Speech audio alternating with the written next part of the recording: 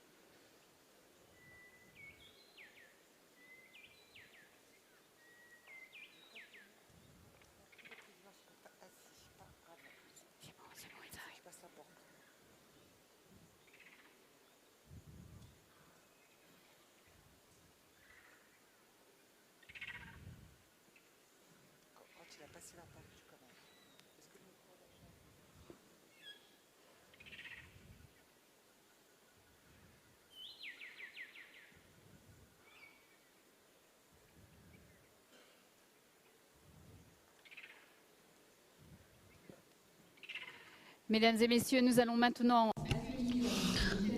Ladies and gentlemen, we are going to welcome heads of state and government, His Excellency Ali Bongo Ondimba, the President of the Republic of Gabon, His Excellency Emmanuel Macron, the President of the French Republic, His Excellency Teodoro Obiangema Mbazogo, the President of the Republic of Equatorial Guinea, His Excellency Denis Sassou Nguesso, President of the Republic of Congo, His Excellency Faustin Archange Touadéra, President of the Republic of Central African Republic, His Excellency Carlos Villanova, President of the Republic of Sao Tome and Principe.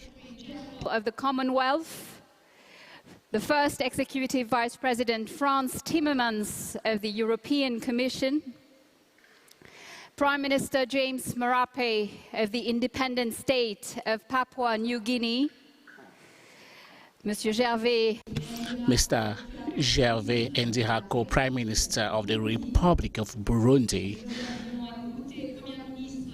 His Excellency John Gote, Prime Minister of the Republic of Cameroon, Mr. Jean-Michel Sama Konde, Prime Minister of the Republic of Congo, and Mr. Saleh Kebzabo, Prime Minister of the Republic of Chad. Please welcome them.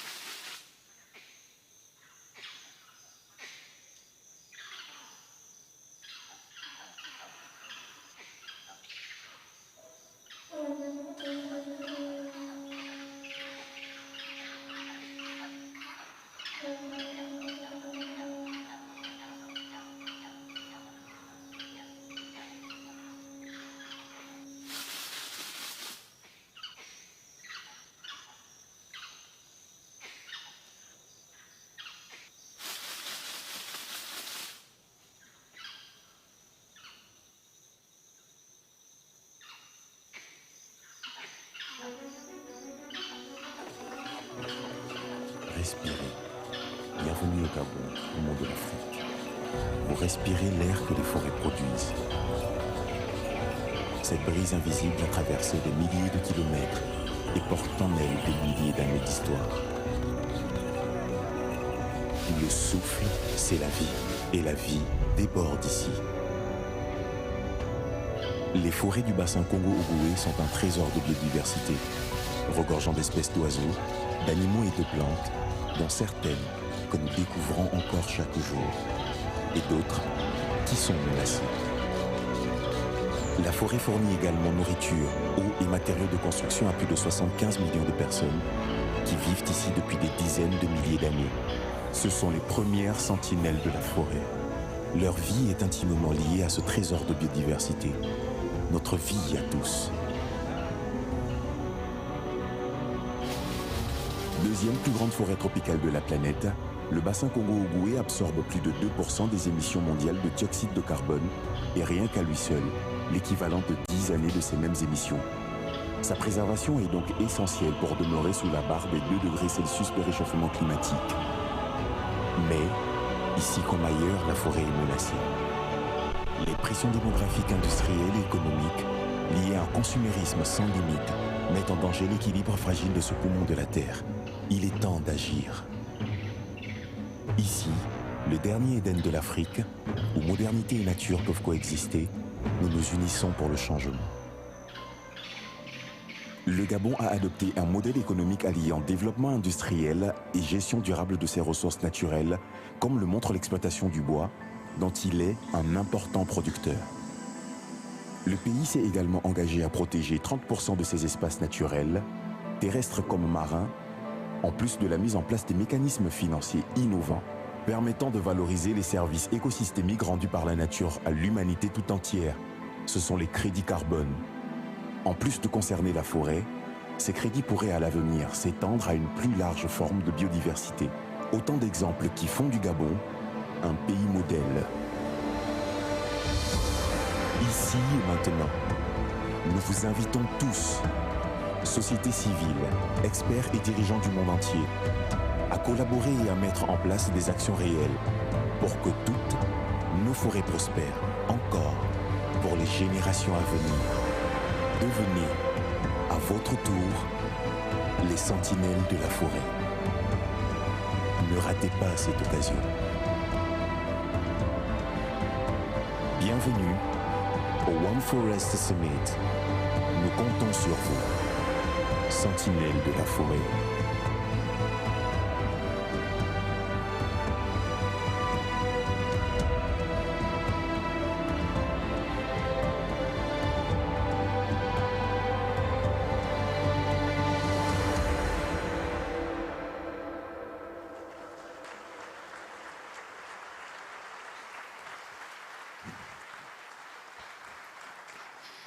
Mbolo, bienvenue. Welcome to the... Welcome.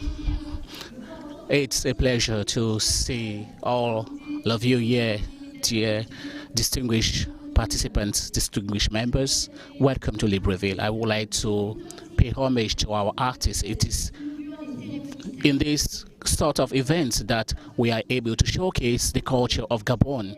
A breath calling on the community to stand as one and to be focused, a breath that can actually call on the invisible forces of nature to work hand in gloves with human beings. I would like to congratulate you through this sacred gesture. We are recalling that in Gabon, nature is a sanctuary, and a sanctuary, what is sacred, should always be invited and inspire us to actually take actions in accordance with that nature, of course. It's a pleasure to welcome you here for this first edition in Gabon, which has been propounded by the President of Gabon as well as the President of France, Emmanuel Macron. We are equally having our top guests who are going to take the floor here on the various stakes related to protection and sustainable management of the three biggest forest regions in Amazonia as well as Asia, including the Congo Basin. Without much ado, let's give the floor to the President of Gabon, our host, Ali Bongo Ondimba.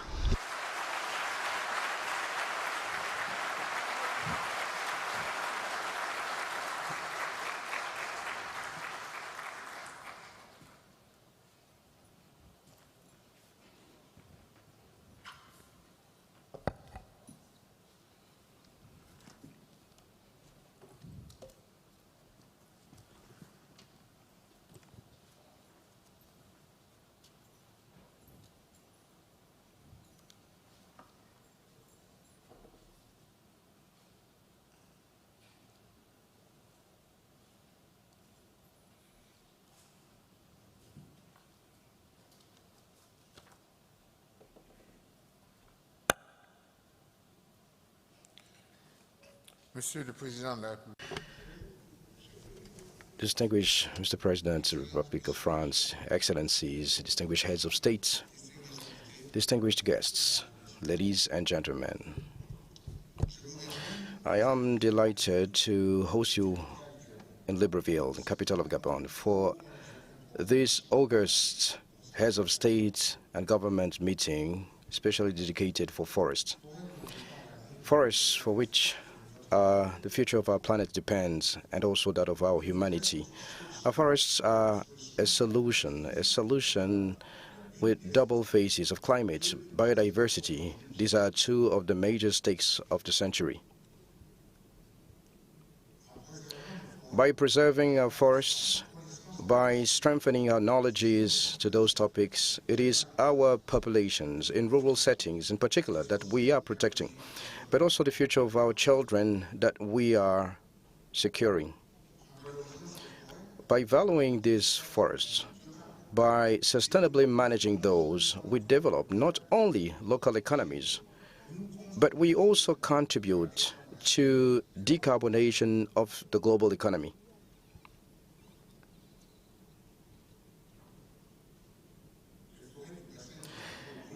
Congo-Ogwe Basin forests play a vital role.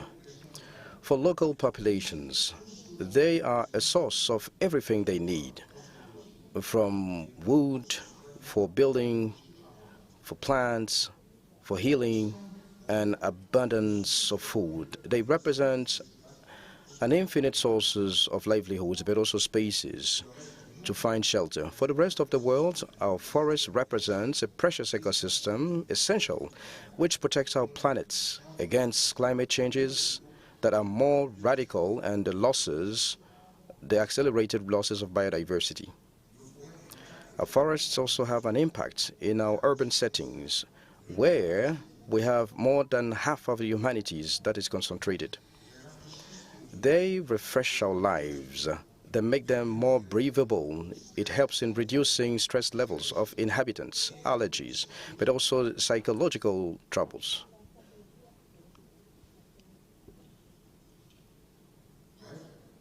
Well, they also contribute to improving health status of our population, those of our children in particular. Our forests at last play a role of regulator.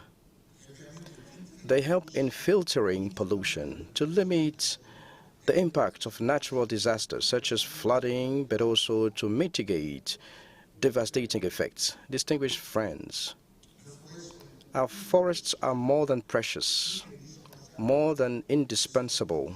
They are vital to our planet and also to our humanity. This One Forest Summit that we are very happy to have hosted in Gabon offers an opportunity together to take stock in terms of progress regarding scientific knowledge. The One Forest Summit also helps us in looking at how those progresses can help us in finding solutions to gaps, to improve our answers to climate change effects over our forest ecosystems. The One Forest Summit, once again, is also an opportunity for us to look at sustainable management of our forests, on its enhancement, on a social plan, society, but also on a financial aspect by all the different benefits that it has given to our planet and our humanity. This is a fact. There is no better investment today than investing in our forests. We need to be aware and to take it to us. We need to draw the benefits, all consequences, so that ecological benefit should rhyme with economic profitability. We have no other choice. United States, ladies and gentlemen, we have brought together developing and developed nations to discuss science, finance, and sustainable use for forests. Vast forests survive in the richer nations, but the majority of the tropical forests, one of the key life support systems and biodiversity banks on our planet, are in developing nations. These countries do not always have the resources to manage and preserve them. The nations of the world need to come together to develop an economic model to save the forest. As King Charles III proposed some 50 years ago, to make them more valuable alive than dead. We are going to have to attribute real value to our ecosystems. Countries such as my own need to be able to account for services such as carbon and rainfall on our balance sheets so that we can use them to develop our nations. This is going to require a step change in our economic models and require and also a global equity systems. We will have to overcome the collective reluctance of developed nations to pay for the services provided. We need to learn from the RED Plus mechanism developed through the UNFCCC. Launched in 2005 by Papua New Guinea and Costa Rica, RED Plus was approached as a result-based payment systems at COP15 in Copenhagen, my first major international meeting as president. It took us a further 6 years to develop the rules and safeguards. When these were formalized in Article 5 of the Paris Agreement in 2015, the rainforest nations of the world were full of optimism. 7 years after Paris, Gabon has been awarded 90 million tons of RED Plus carbon credits, which are posted on the Lima Harbor.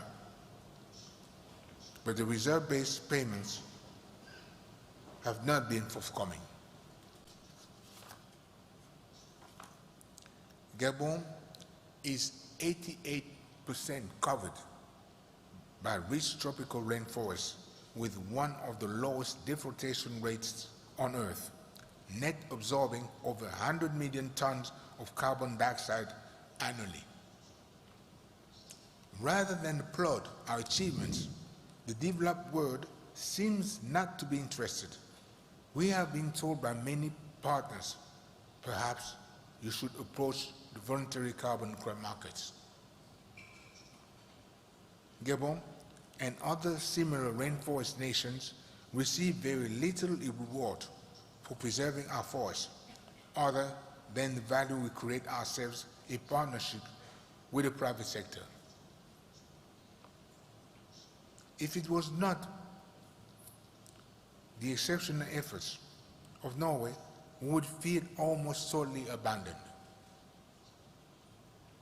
In ending, I would like to thank you, Emmanuel. Thank you for your leadership to the One Planet movement. The work does not stop here. We must continue to work in the coming months and we shared the outcomes during COP28 in Dubai.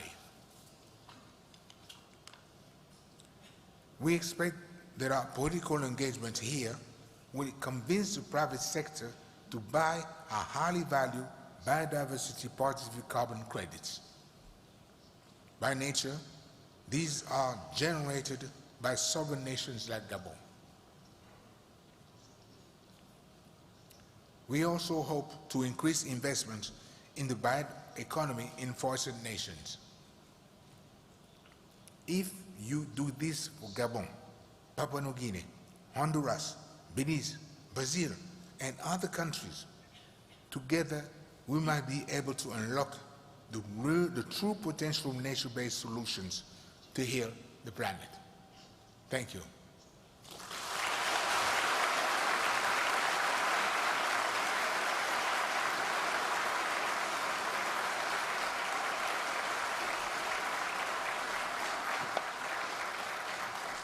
Merci, Excellence. Thank you very much, Your Excellency. Thank you very much, Mr. President of the Republic of Gabon. Thank you. Kindly take your seat. And now, let me invite the President of France with your ovation. Thank you so very much. Merci, Monsieur le Président. Thank you very much, Mr. President. My dear Ali Bongo Ondimba, distinguished heads of states, ladies and gentlemen, distinguished ministers, Mr. the Vice President of the European Commission, distinguished parliamentarian, distinguished heads of international organizations, UNESCO, President of IUCN, Presidents of the Global Environment Fund, in your respective statuses. The President has said it all, and the purpose is for us to make a keynote. I won't be too long because we want to listen to each and every one. But I would like to take this opportunity to thank Gabon for the initiative of hosting that meeting in Libreville, but also to jointly host the One Forest Summit. I would like to take this opportunity to thank all the heads of states and government from all continents, but also the Prime Minister of Papua New Guinea that had a long journey to be here today, to defend that common cause, and you said it very well in your keynote address. We will talk a lot about primary and tropical forests, in particular those from the Congo Basin, but there's also the Amazon, there's also the Asian forests and Pacific forests as well. We have the willingness, in any case, to try as much as possible to support all efforts and create more synergies between scientists, indigenous people, and major stakeholders, funding organizations, and business heads to help us conserve further that activity. So this summit is a fruit of a joint efforts between France and Gabon, and also the recognitions that Gabon has done. The French-Gabon cooperation has forest in our genes. France, in a more modest way, but our story is also made up of forests, metropolitan forests in France, with different types of trees, and the Guyana forest as well, that belongs to the Amazon space, and which is facing a lot of problems that we will talk about today. But Gabon is a great forest nation. You said it very well, Mr. President. You say 90% of your territory is covered by forests. But more especially, you gave that political zeal. You mobilize best scientists and researchers behind you, Mr. Minister, your minister who is a great scientist. And for all those years, you've been able to preserve and strengthen your forest. And I discovered this morning with you. But Gabon forest is able to capture 1/3 of emissions by France. So that shows the strength of that model, but also the extraordinary nature of what you've been able to do, which has never been done before on the continent or even elsewhere.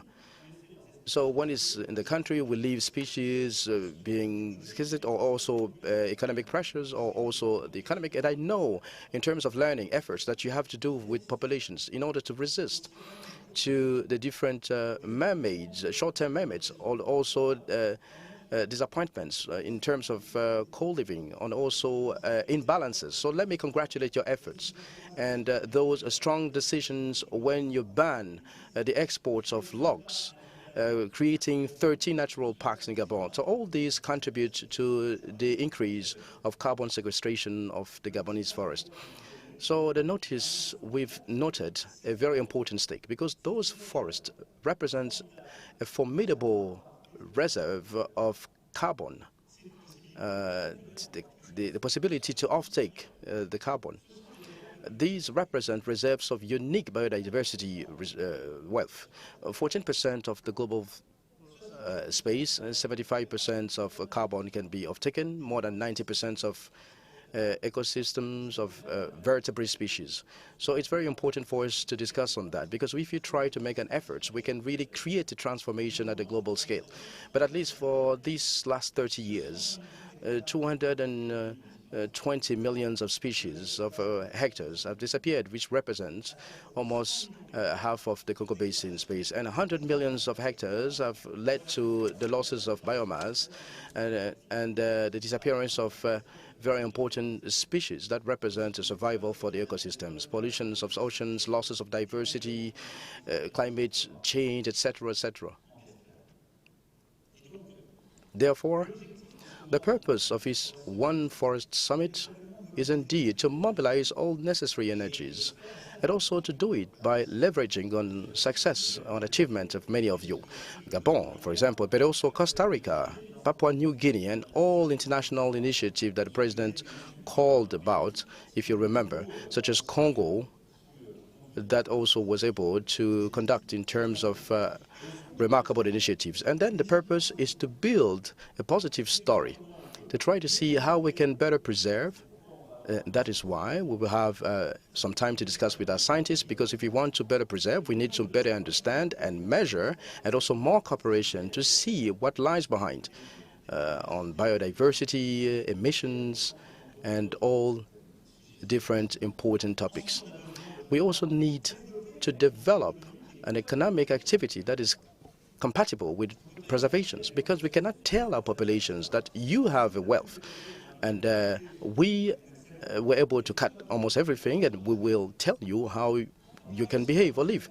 We are not able to mobilize more people. So this is a very important work to do with indigenous people, with local ecosystems, in order to create added value that is compatible with that preservation purpose. And this is exactly what you've been able to achieve, and also many of you in the room. That is to develop a reasonable agroforestry to create added value and employment on site.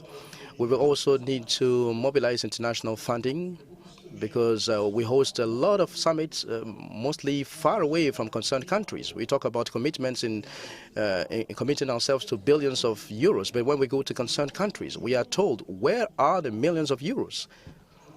So it is important for us to find the best method to see how we can testify what we are doing, to see how this leverage on strategies that are measurable, that are also built locally. And this is at the heart of the efforts that we want to do collectively. We need to mobilize all stakeholders together today. I won't be too long, but I wanted to give this opportunity to congratulate the President to have gathered us here in Libreville, but also for what he has done with all his teams for those years, which represents an example. And to see how, as far as I'm concerned, this fight, the fight that we are all fighting for, deserves to be led. And I'm not sure that the fight is decreasing. I think it's a reasonable fight, which is strengthened by science, which is leveraging on natural treasures and human treasures that are our forests, our tropical forests, and that also represents a bright future. Thank you very much for being here, for building that future solutions. Thank you so much. Merci, Monsieur le Président. Thank you, Mr. President of the French Republic, for this statement.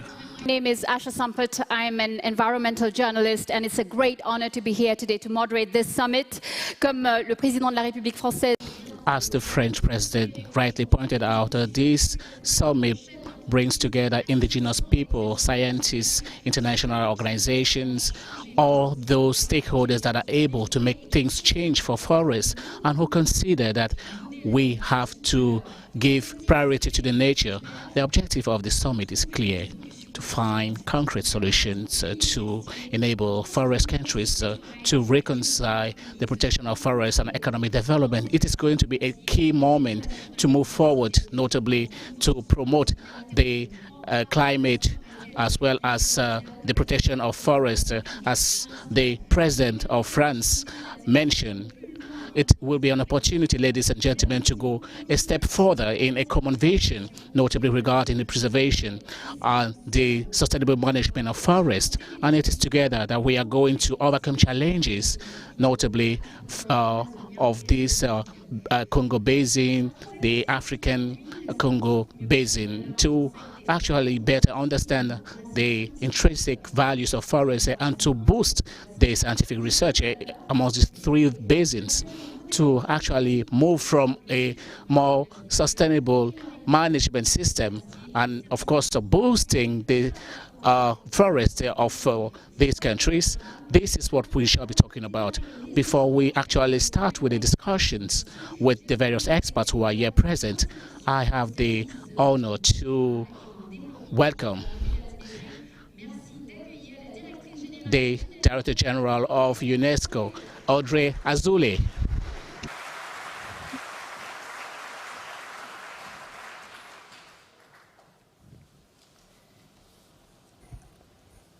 Monsieur le Président de la République. Mr. President of the Republic of Gabon, Mr. President of the Republic of France, heads of state and government, representatives of international organizations, distinguished ministers, dear friends who are all taking part in this very important summit. In the history of humanity, in the mythology, the geography, we discover that the history of our species has always been written in the forest, and human history could have not been possible without the resources provided by this forest. And this actually tells us how crucial and important this summit is. And I would like to actually laud the initiative propounded by the president of the Republic of Gabon, as well as the president of the Republic of France, for this major stake which is of concern to us. Yesterday we actually held very important meetings, and what did experts tell us? They told us that forest plays a very crucial role for all of us. The first one is actually to regulate the climate. It absorbs 1/5 of CO2 emission and, of course, filter air and water. And the role, as we can see in Gabon, the world of animal biodiversity as well as plants, 3/4 of amphibians and birds are living in the forest. But experts equally tell us that we are actually strangling this life as a result of deforestation. 1/3 of these forests have disappeared in a century, according to the Lee Best report, which was presented in Paris in UNESCO in 2019. And it is a global report on biodiversity. This report equally tells us that it is one of the major causes of the diseases such as zoonosis, and we have to take that very seriously. A study of UNESCO equally pointed out that in 2021, out of 10 classic forests placed under the patrimony or heritage of humanity, these forests actually reject more CO2 than they absorb. It is the same in Sumatra in Indonesia, same for Rio Platano in Honduras. We therefore have to take this very seriously. This clear message from scientists: we have to protect forests where they exist, and of course to reforest as where they do not exist, just like in Europe. And this actually takes a very important message in Gabon. In Gabon, forests account for 85% of the entire territory in the north of, right to the south of Mayombe. As you rightly pointed out, Gabon has been able to be a model with the creation of national parks.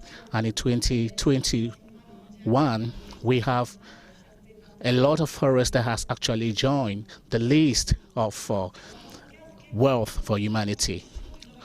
What can be the contribution of a multinational organ just like UNESCO? Firstly, we have to protect the forest, notably in line with the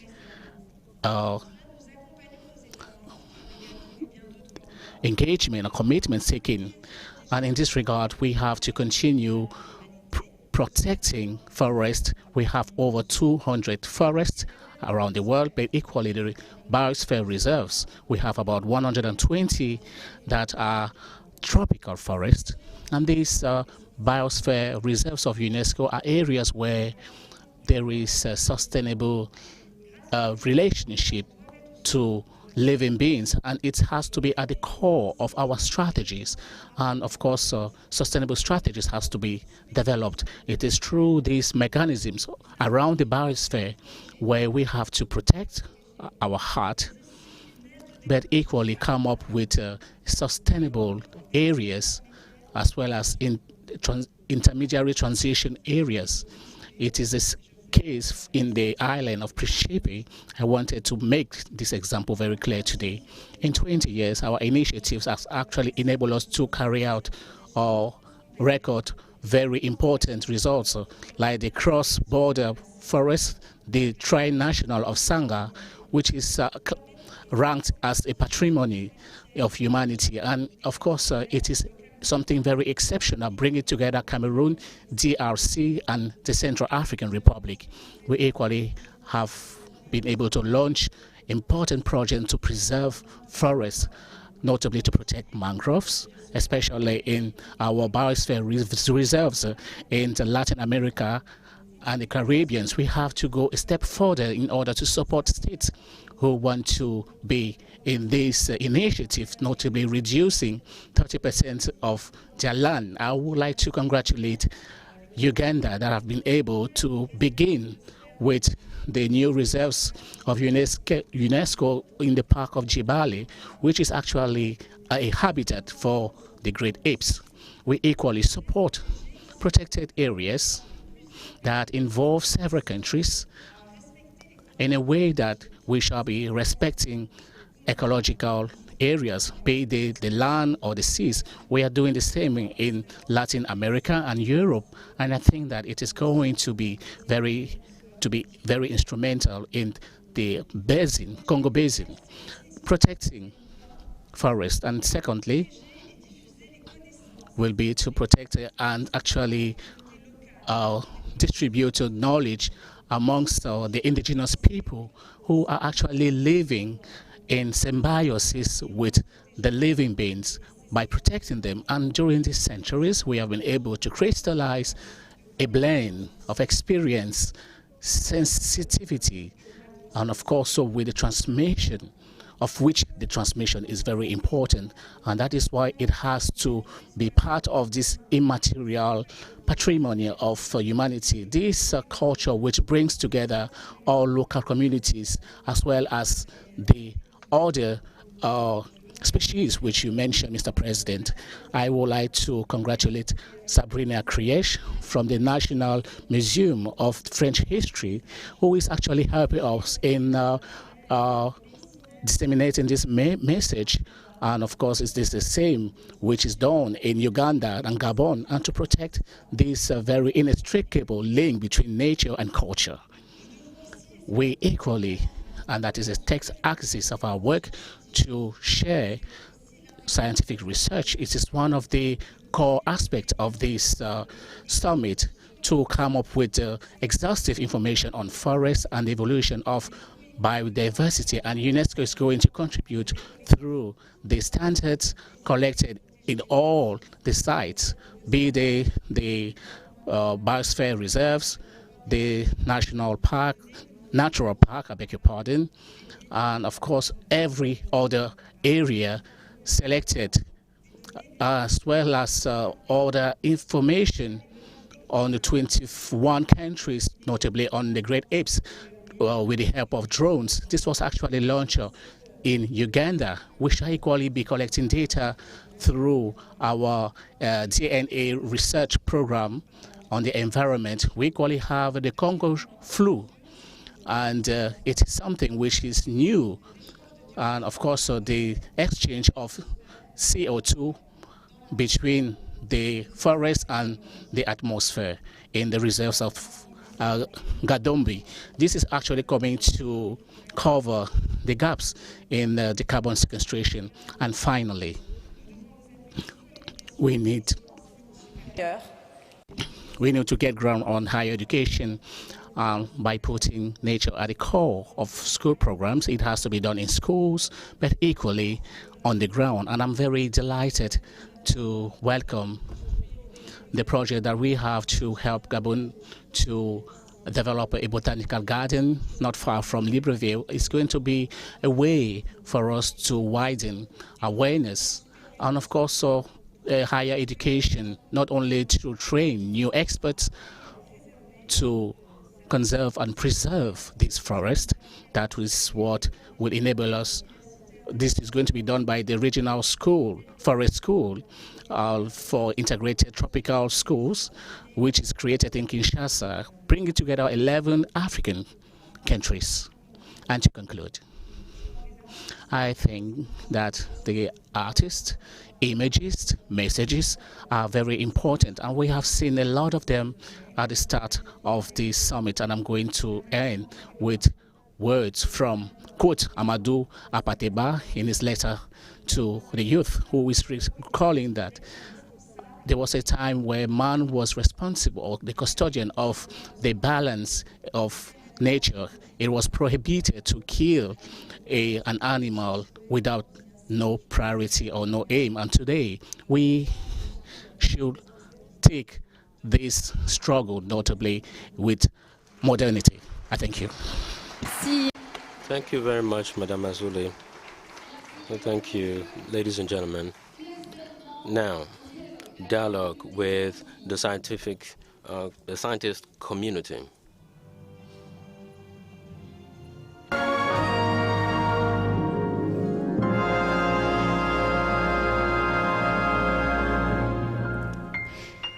And now to continue our discussion on how to address the issues related to scientific cooperation between the three forest basins and how to build a common vision around forest protection and sustainable forest management, I'm very glad to welcome on stage Professor Simon Lewis, Professor Chalapan Kaluwin, Jean-Christophe Bokika, and Salomé Bukachi. Please.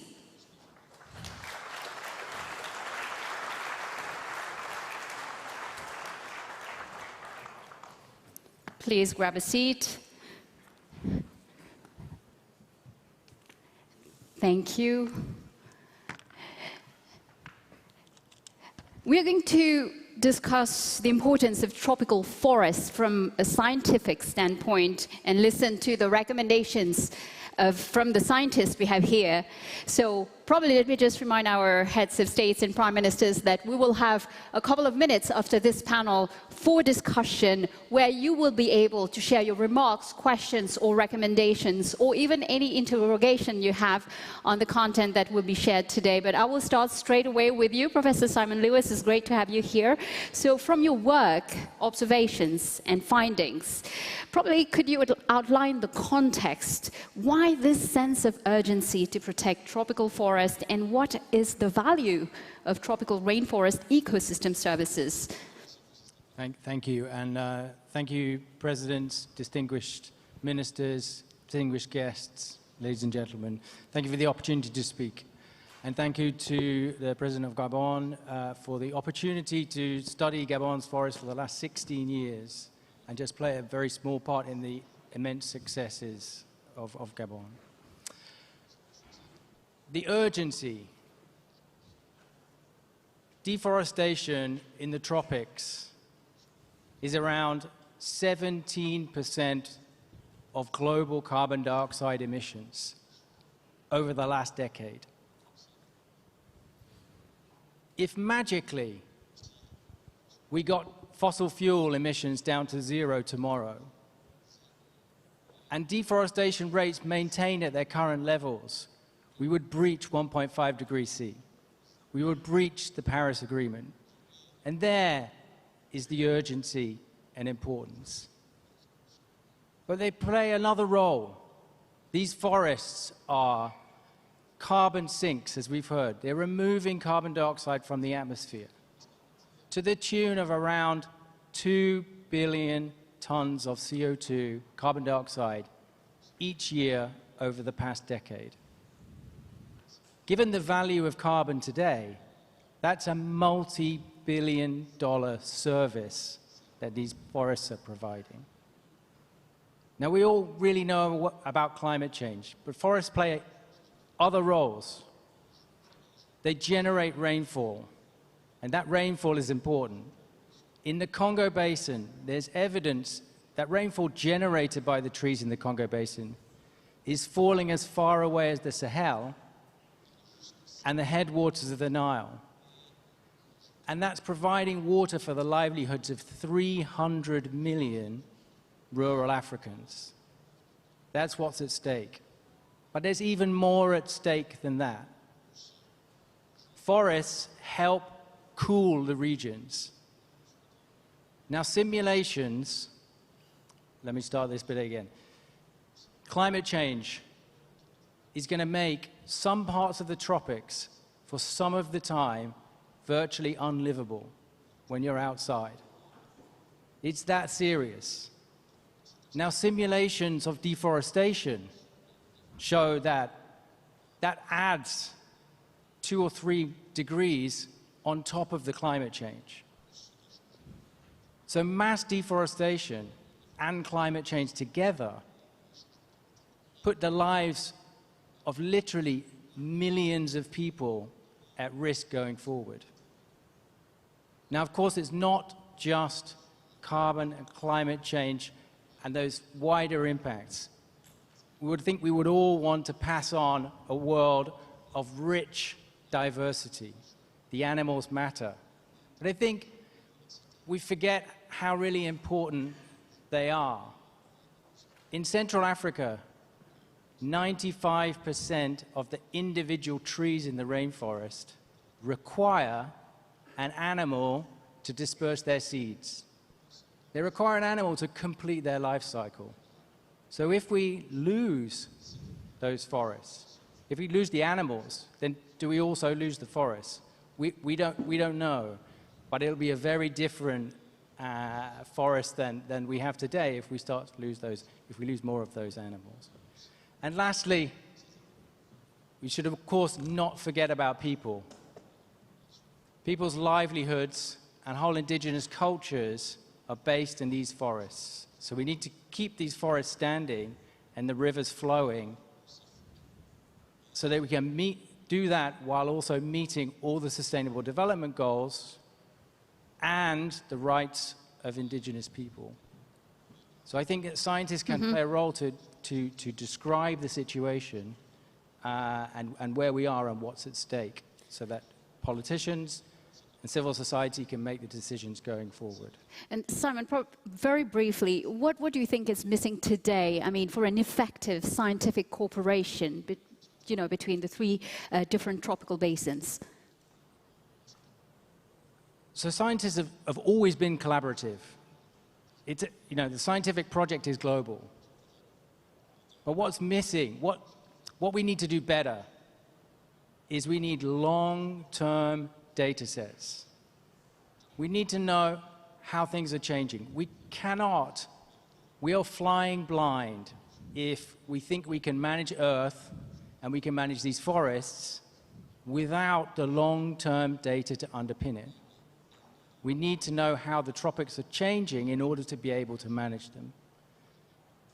And secondly, there needs to be huge capacity increase in scientific capabilities in Central Africa in particular.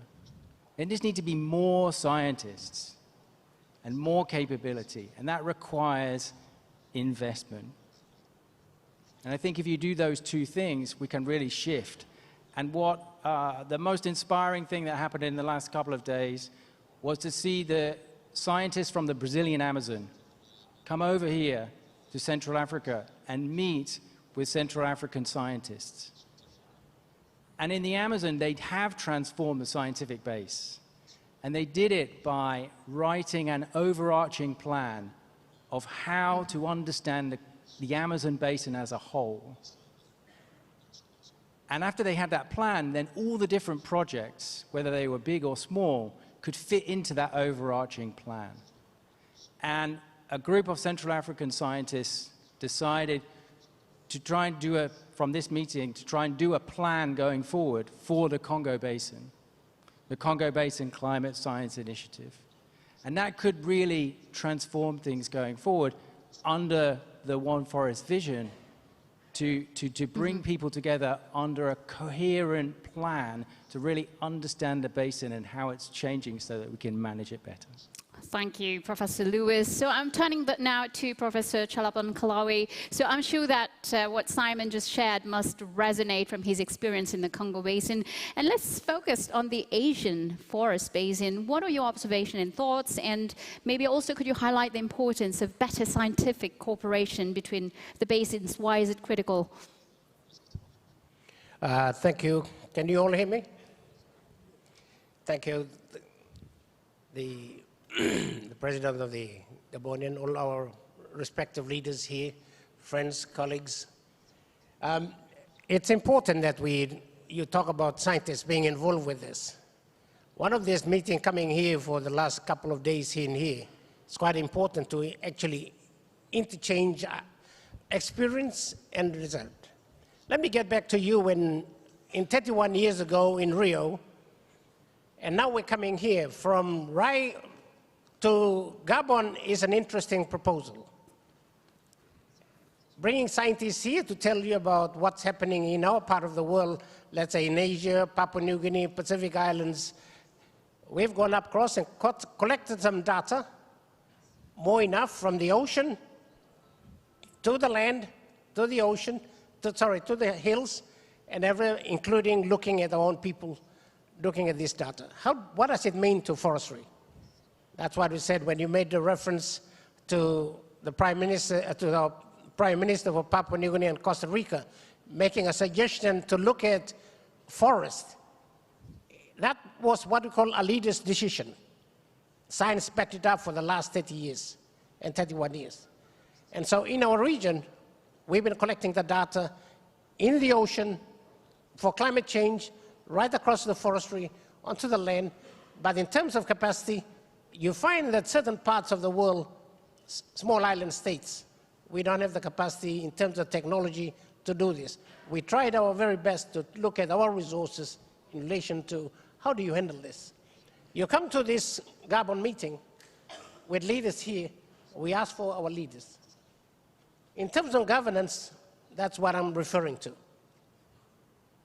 If you take a leader to make that decision about, can you lead this world in terms of protecting our forest? We're a forest country, we're a forest group. We have the same ideas that we want to make a change to our world, to our planet, and so on. Which planet would you rather be? The planet Earth, or you'd rather go to Pluto or Mars? That's our challenge in terms of leadership. And leadership in here, in terms of data and information in our last 2 days in here, we can see there's gaps in here. We can see the various parts. If I can tell you this, the warmest ocean in the world is sitting in the Pacific in our country, Papua New Guinea. Would you believe that?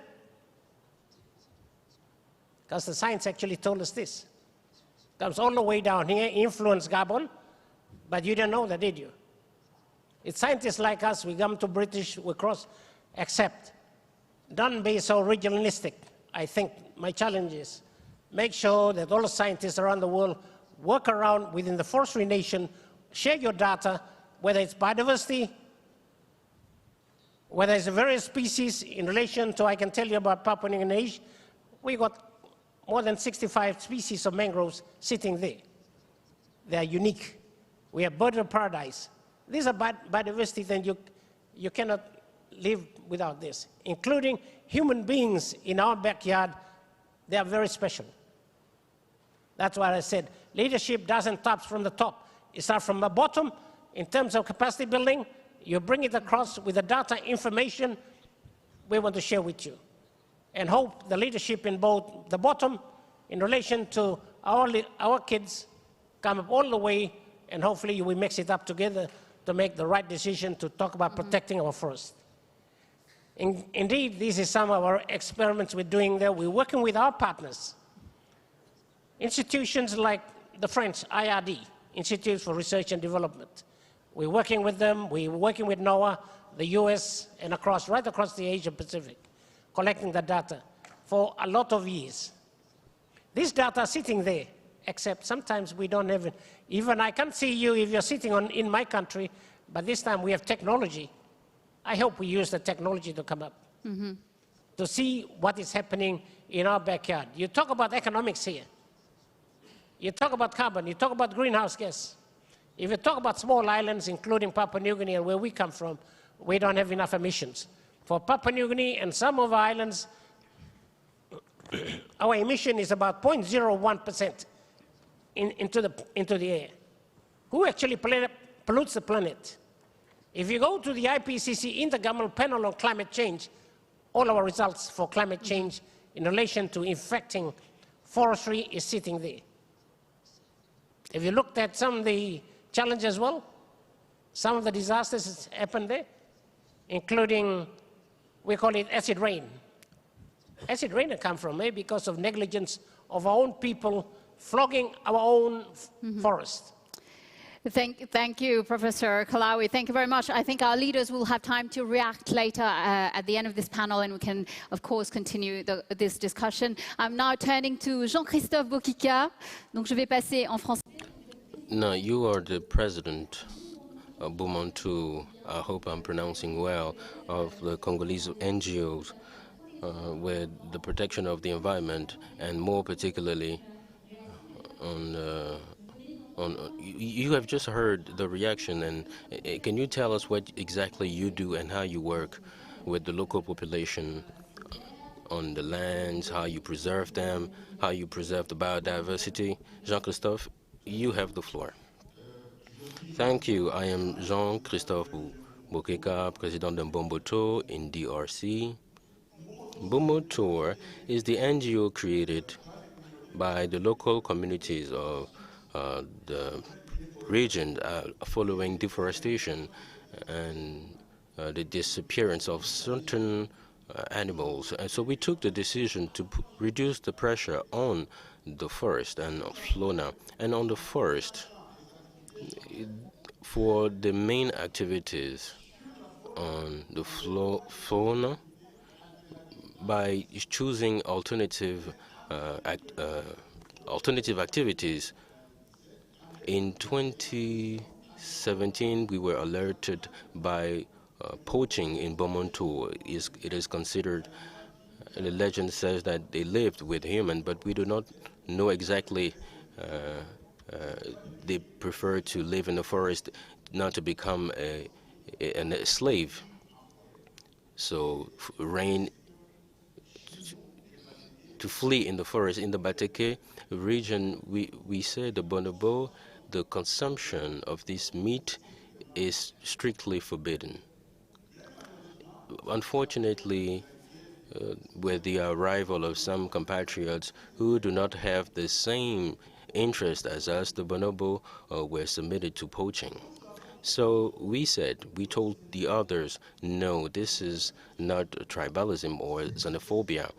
These protected species by customs, but also by the national laws, we need to develop ecotourism and riches. Unfortunately, conservation organism that we had in Kinshasa said, well, we didn't have bonobo in our country, and they can only be located in the Great Forest Tropical, located elsewhere. Meanwhile, ladies and gentlemen, the name is even taken from the formation of bonobo. You know, the first species that were sent abroad were coming from bonobo. And we even used the name bonobo. Unfortunately, the one in charge of transcribing the name, instead of writing bonobo, there was a mistake, and then he wrote something else, and then we should have protected the bonobo. But the mistake is already done, and we need to only move on.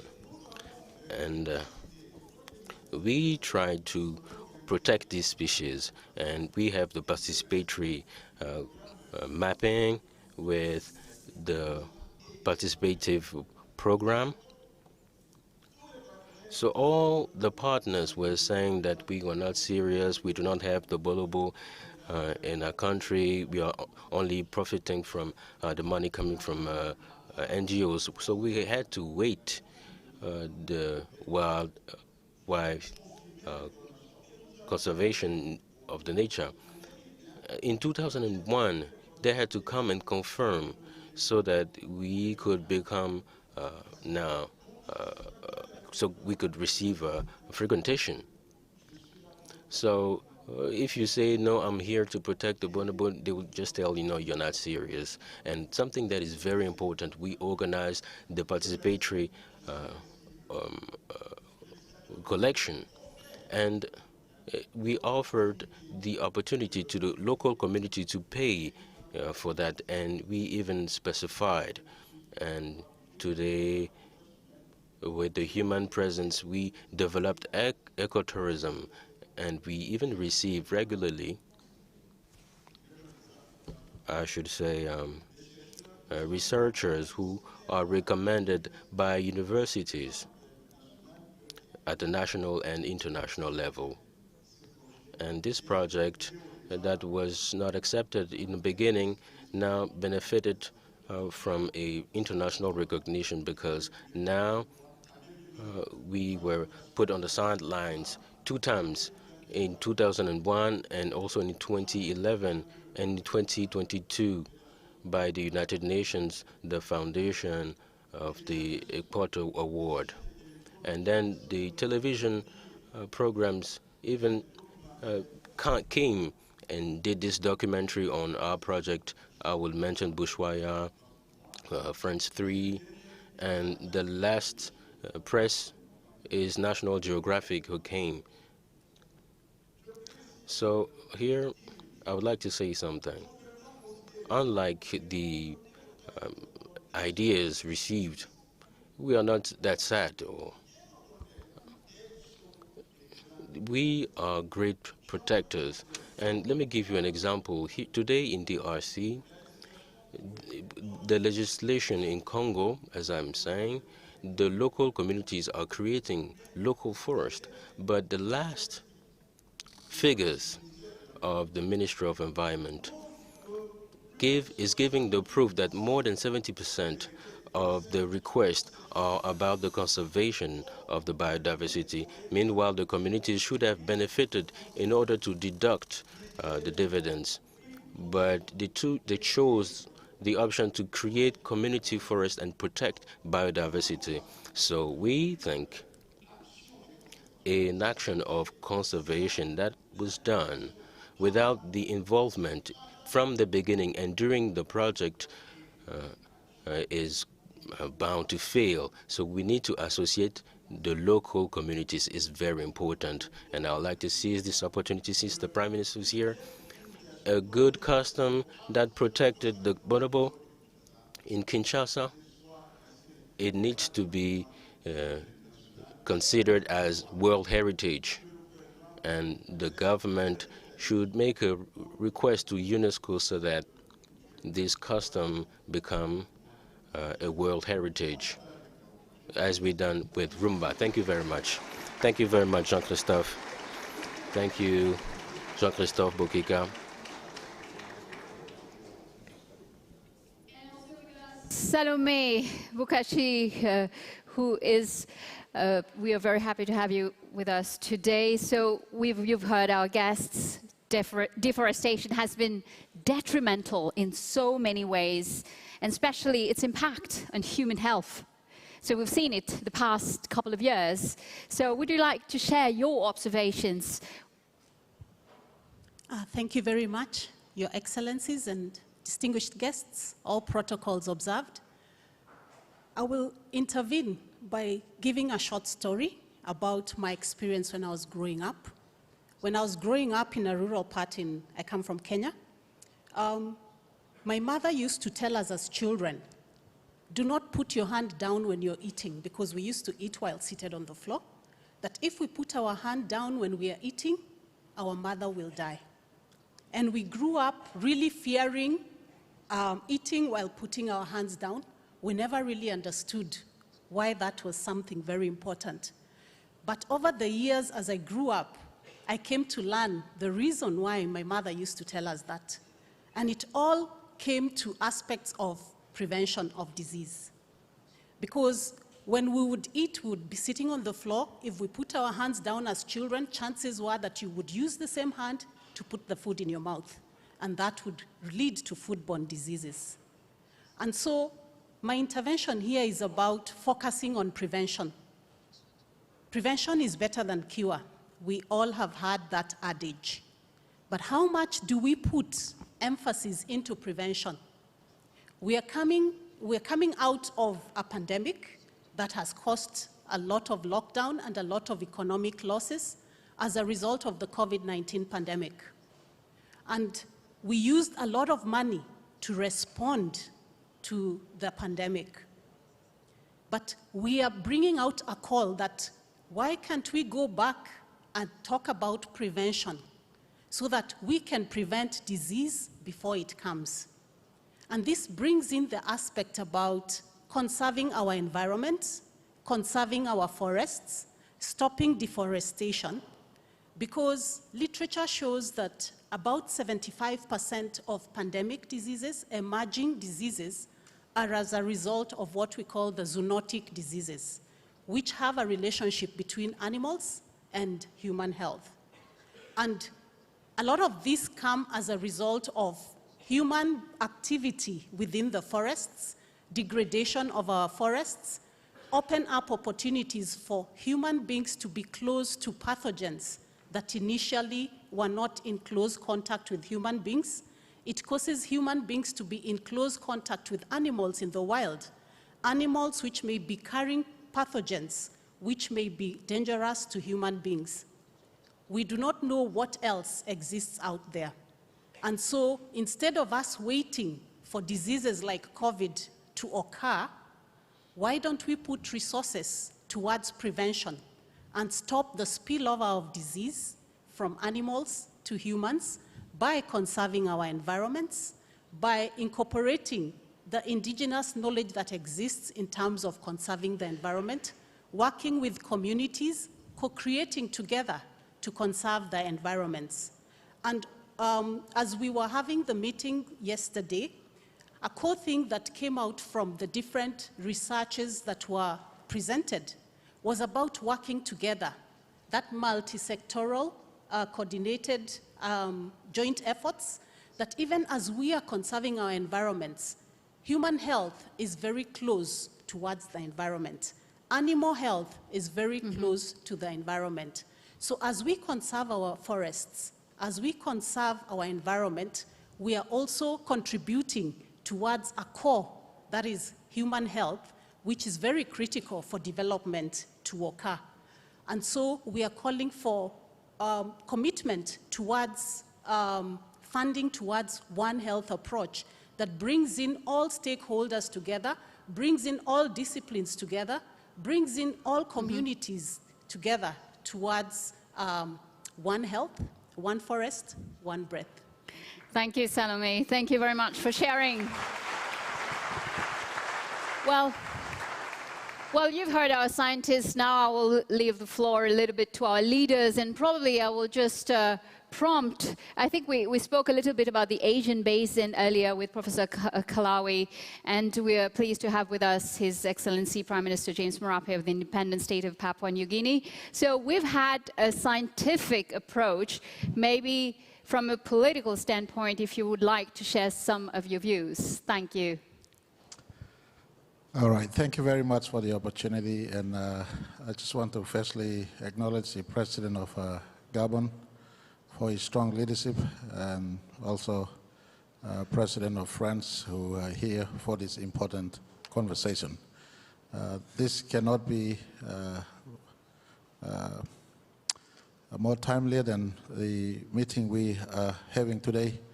All forest nations are coming together, and we'd like to I'd like to observe all protocols and acknowledge all colleague heads of government and state who are here, ministers, as well as every one of you in this meeting. I want to start by making a statement. When Neil Armstrong walked on moon in July 21st, 1969, he would have looked back and he would not have seen his country, United States of America. He would have seen his planet. When you step further from the moon and you go out to the cosmos, you look back, you just see a little spectacle of light for whatever we are worth. This planet needs to be preserved, not just for today's generation, but more importantly, the children that will come after us. And scientific facts point towards what you scientists discuss as an imminent danger facing us: global warming, climate change, and preservation of Earth in its natural state is important. As I said earlier, Neil Armstrong looked back. He never saw USA.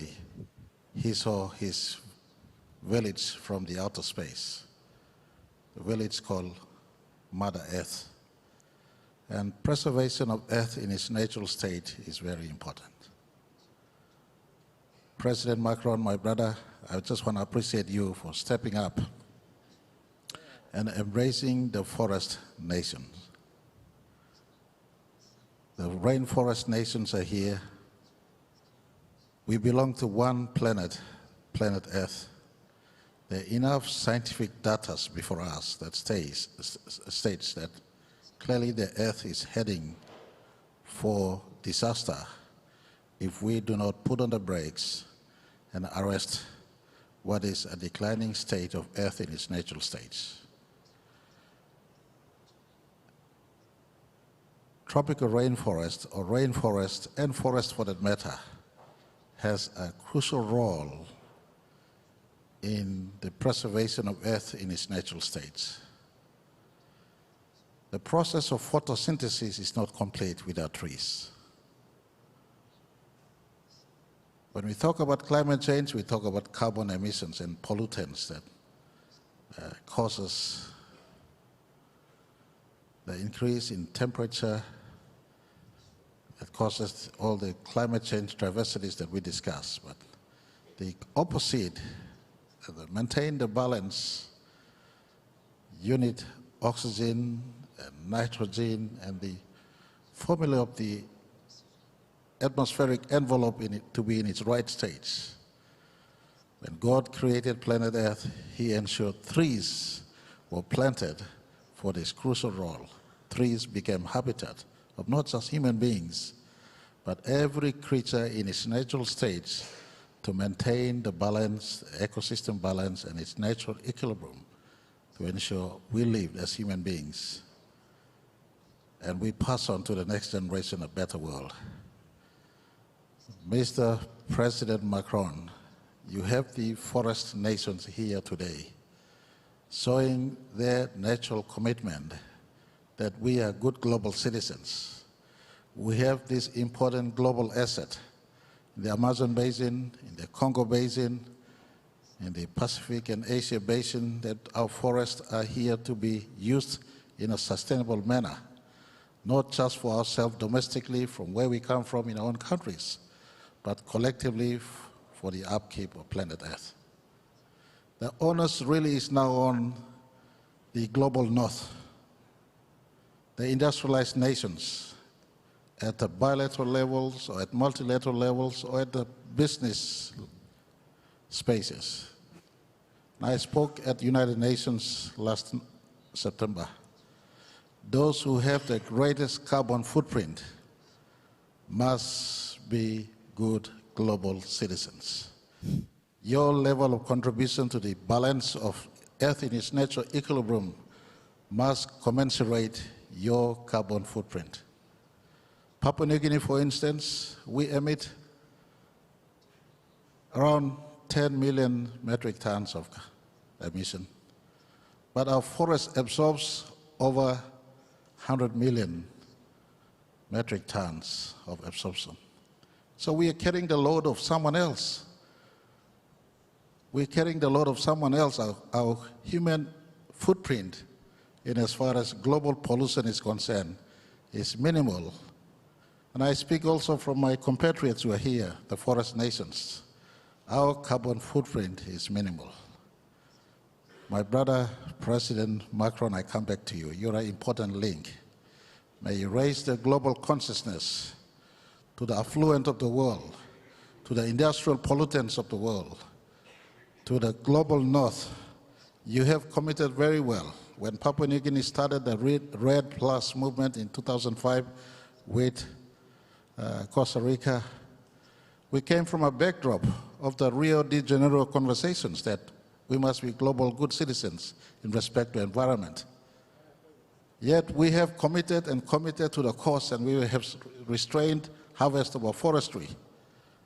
Our forest nation and our forest occupants, the people who have first right to use of those forests, needs good roads, good schools, good hospitals, the modern ambience, the ambience of a modern life that everyone, all nations aspire for as citizens.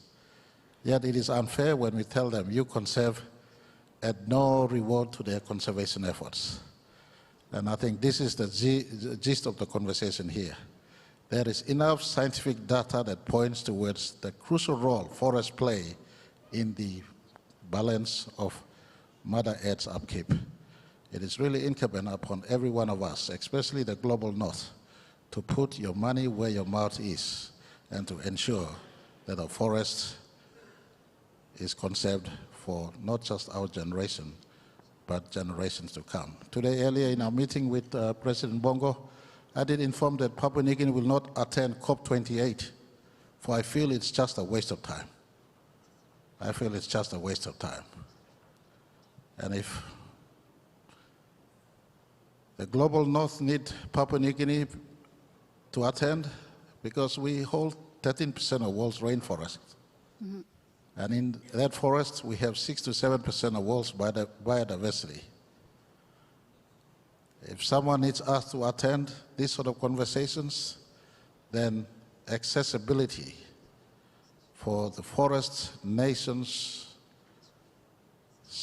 program to be sustained in as far as the correct use of our forest and land, I think all of us need to show serious commitment to that cause because it is timely. I am seeing from Papua New Guinea's perspective, and as I engage in conversation with many of my compatriots here, the challenge to harvest resource for today's generation in as far as economic well-being is concerned is really in our face. And very soon the gates will be opened where forests are harvested for today's need and not preserved for tomorrow's sustenance. Thank you very much. Thank you, Prime Minister. Thank you. Thank you, Prime Minister. We'll have the opportunity to have later on Razan Al-Mubarak, who is here with us, the president of the IUCN, and hopefully she can make you change your mind about COP28. We'll see what happens. So the discussion is open to our leaders. Probably I would like to have the vision of the European Commission, Frans Timmermans, if you would like to have some remarks. Thank you very much, but I want to start by saying I make it my personal mission on behalf of the European Union to make sure my brother comes to COP28 because we really need him there. He needs to be there and his voice needs to be heard. Mais très brièvement, j'ai bien écouté. Very briefly, I carefully listened to what you said. I would like to contribute on behalf of the European Union, for example, to amalgamate all the data that we gathered. We do have systems. We want to create an observatory, and we want to create that observatory with other instruments that already exist. in order to analyze data that are already available to us. Secondly, I believe that it is key that we use our new satellite, Copernicus satellite system, that is using all data that we have. We can do a very good gathering.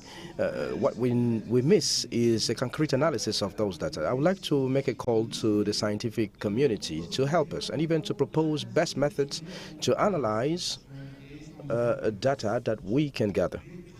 Now, on a more general note, what is more important to me and also for the European Union is that we should demonstrate, thanks to your support as scientists or NGOs or activists, that whatever is happening within the Congo Basin has a direct impact to a citizen living in the European Union.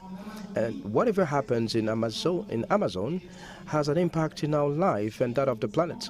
So what we miss today is the linkage between all humanities. It starts from step by step, but if we are not able to convince citizens living in the northern part or the northern hemisphere of the planet, and if maybe by altruism or by solidarity that they are supposed to support efforts within the global south, at least we can convince them that this goes into personal interest or maybe the interest of Europe, that we need to make that effort.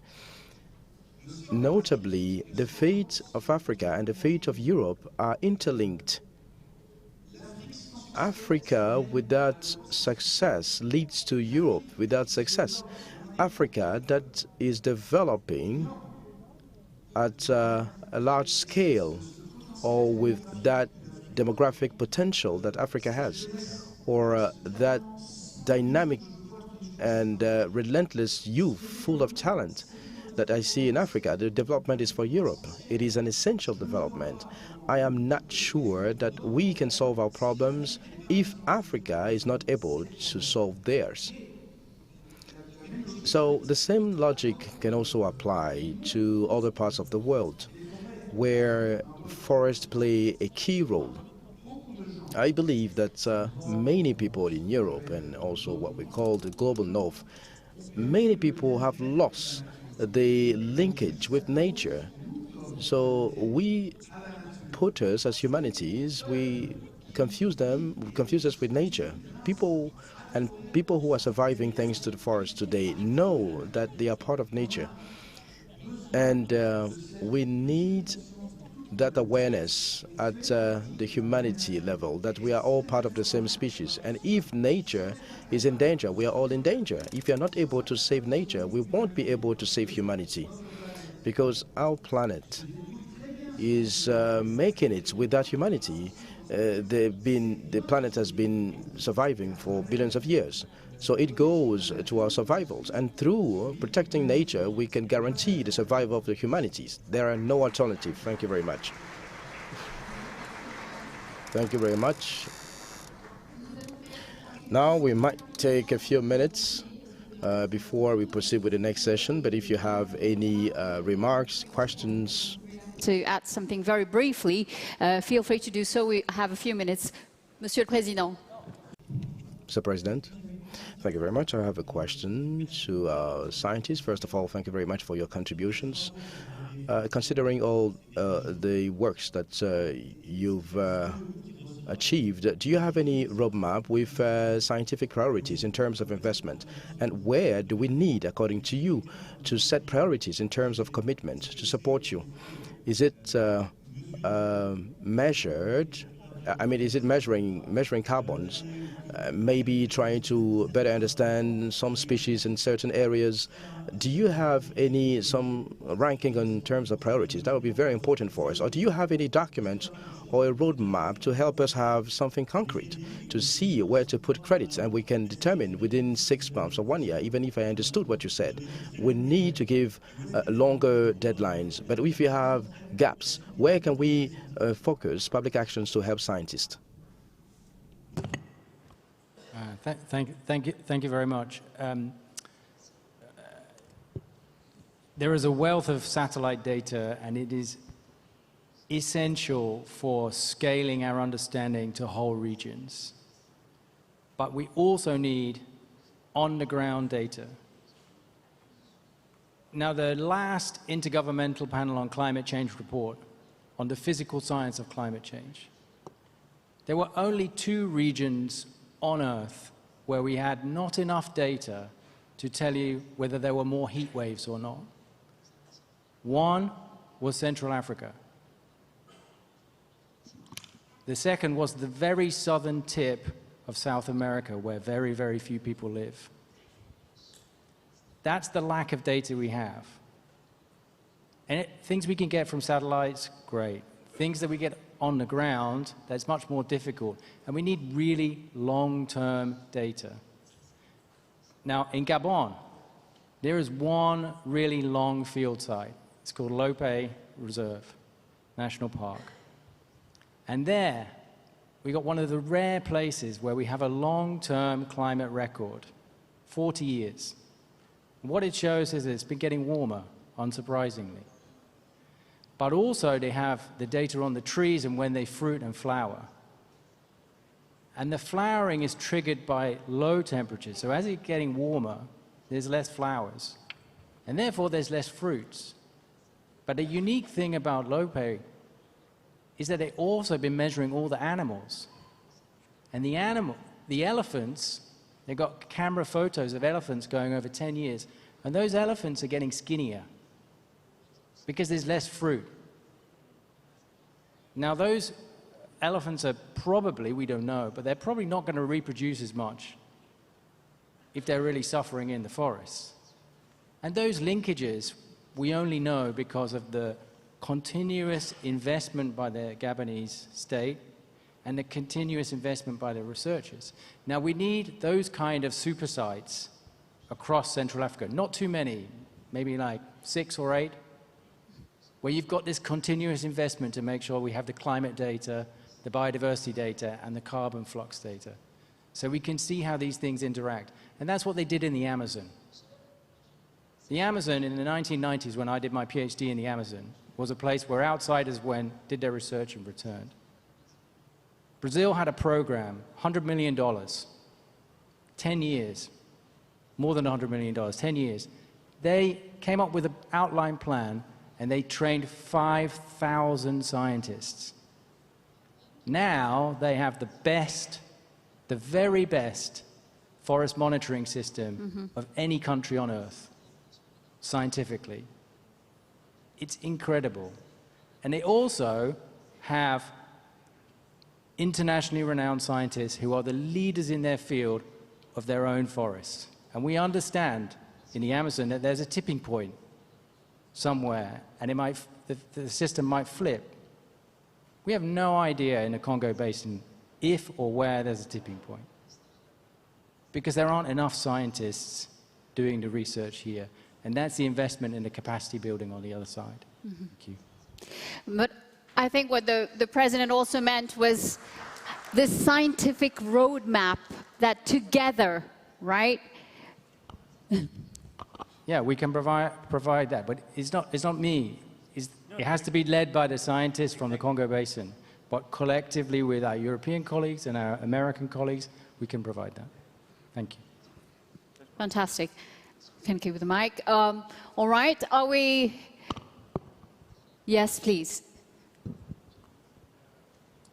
Oui, je voudrais d'abord ce jour par leurs excellences le président Ali Bongo et le président Macron de pouvoir échanger de ces questions. Moi, c'est beaucoup plus to discuss on this very important domain. I have a contribution at 3 levels. Firstly, we have to understand that there should be a combination between scientific effort as well as political efforts. We actually saw during the preparation of the COP27, when we actually prepared the pre-COP in DRC with the meeting of scientists in Yangambi. I think it is already an answer to the question put by President Emmanuel Macron. We actually highlighted the various priorities, notably for the scientists. And of course, I think that we have to multiply such experiences on the ground, of course, where we are dealing with these issues. Secondly, we actually talked about the need to take into account within our educational milieu how we should lay emphasis on the training that we give to our youth right from tender age, especially to the youth who are very much interested in these environmental issues. And there again, it has to do with developing the concrete policies. And that is a message that was conveyed to me by the President of the Republic, His Excellency Felix Antoine Tshisekedi. He told me that on these issues, we have to display humility as well as solidarity.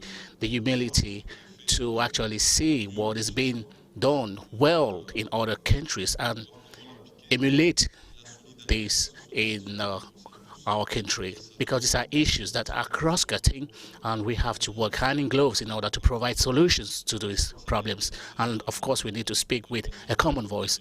And I think that this is what has actually been conveyed by heads of state during their introductory remarks. And perhaps to conclude, I would like to lay emphasis on the fact that on biodiversity, we need to, just like it was raised, these bonobo who actually left for the debt that they had.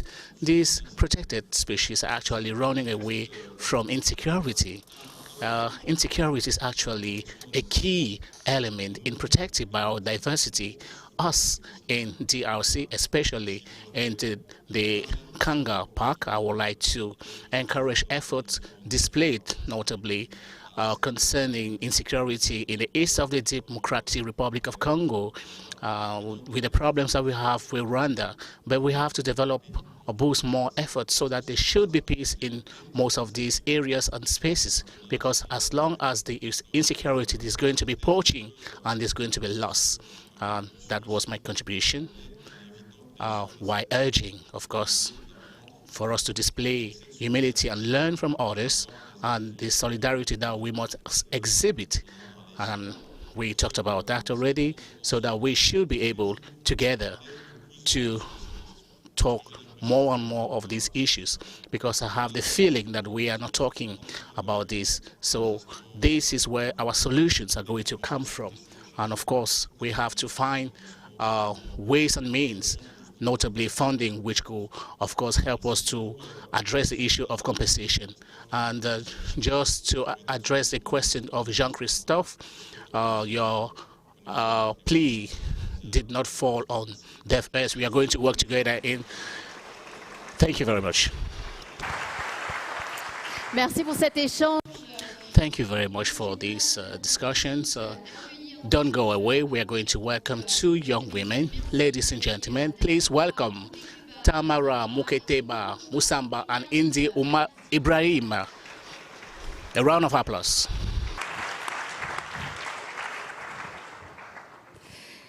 Alors, puisqu'on est en Afrique, since we are in Africa, I'm going to bring you here in Africa, Tamarah, with your company AGRIDIS.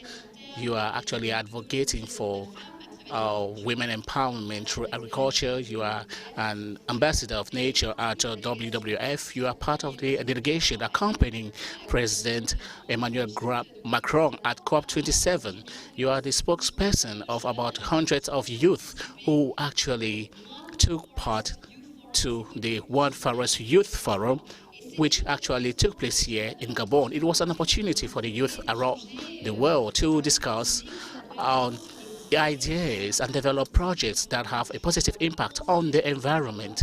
How did this go, and what are your conclusions? Thank you very much. I am Moutotekama, coordinator of the One Forest Summit Youth Forum. This summit is an event for the youth on the sidelines of the One Forest Summit. Is just to involve the youth on the issues of the One Forest Summit. There's nothing that can be done without the youth, and we must not do anything without the youth. We come from 20 countries. We met in Libreville on 27 and 28 February to discuss the financing and the developing of value chains. So I'll just read the recommendations that we come up with. So we recommend to favor the creation of a fund for the sustainable management of forests. Thank you. Sustainable management of forests for climate change, that would be for the youth. To devote a part of the carbon tax and the biodiversity tax for financing of program around the forest ecosystems. To support development and innovations of youth in the areas of science and technology and the data collection on forest, to green economy and resilience, the analysis and production on rapid alarm, and also train massively youth on research, training, scientific innovation in relation to ecosystem forest. Assist the youth in research, sustainable economy, renewable energy for a transition towards clean energy. Involve the youth in all the segments of the value chain of the forest to favor employment and support entrepreneurship for added value, and put a specific accent on innovative jobs in relation with the forest and biodiversity to give real opportunities of jobs to youth and increase the employability in the wood sector. And also formulate policies that will integrate the youth in the fight against deforestation and climate change, and reaffirm the commitment of leaders to stop and curb the degradation of soil by 2030 in compliance with the COP26, and favor the participation of youth within the management of forest organs, and to treat the problems like the land administration, and assist in the implementation of programs and projects based on nature, like the management of forest, soil, and ecotourism, and favor the intergenerational exchanges and cooperation at the international level. And talking about this program, I'd like to thank President Emmanuel Macron, because we've received the finance from France for the financing of a program of volunteers in partnership with France Volontaire. This is a great start for us, and we think we will have other support and other recommendations that are coming from this program. Thank you very much. Thank you, Tamarah. Merci, Tamarah. Thank you, Tamarah. And with us, we also have, she's not alone, we will also welcome a great activist for 20 years now for the protection of the environment, of the indigenous people, going around the villages of her country, and also on her fight at the international level. Ibrahim, it's a very pleasure to see you. I'm not giving you the floor. You can go ahead. Thank you very much. Hello, everyone. All women first. Your Excellencies, ladies and gentlemen, you, the leaders of the world, 30 years ago, you decided in Rio that the three forests, Amazonia, Asia, and the Congo Basin forest, are the lungs of the planet. But you only used the languages of the indigenous people. Unfortunately, we have two lungs. Asia and Amazonia are affected of incurable disease. That is the cancer of deforestation by agriculture, industrial agriculture. Your Excellencies, if you want to talk about the indigenous people languages, you need to act like them. And for us, brothers and sisters of Amazonia, we call the land Apachamama. the motherland because it is alive. And the rivers are the veins. The forest are the hair protecting her from the rays of the sun that protect the skin and helps feed their children. So if we continue that way to pollute all the veins by mineral exploitation, by gold digging, and if we continue deforestation by cutting the hair, the earth would not survive. Even the most powerful head of state cannot live without the lungs. Ladies and gentlemen, what the indigenous people do, we, the indigenous people, we have the traditional know-how that we learned from our grandmothers and grandfathers who had visions, and they continue to look at the details because the most powerful satellites of the world, because my grandmother, she can see the details while learning from the behavior of the insects till the lions and elephants, and you can look at the fruits of the trees to predict nature, if it is going to rain or not. Women in our communities allowed us to survive. And I would like to hail our grandmother Matari Mandai, and we have so many Matari Mandai in our indigenous people, and this is what makes our pride and what makes us live today. In my community, we produce ideas and meat, and our cows can fertilize land. And this is living together in harmony with the nature. Let's not destroy it, let's protect it, because our best engineer of the nature, even if we do not have PhDs, we didn't go to schools, they are masters of the environment. So, Excellencies, ladies and gentlemen, I have proposals to make as indigenous person. The first one, heads of state and government of the African countries, it's up to you to protect the forest. We will not wait for the others to come and protect us.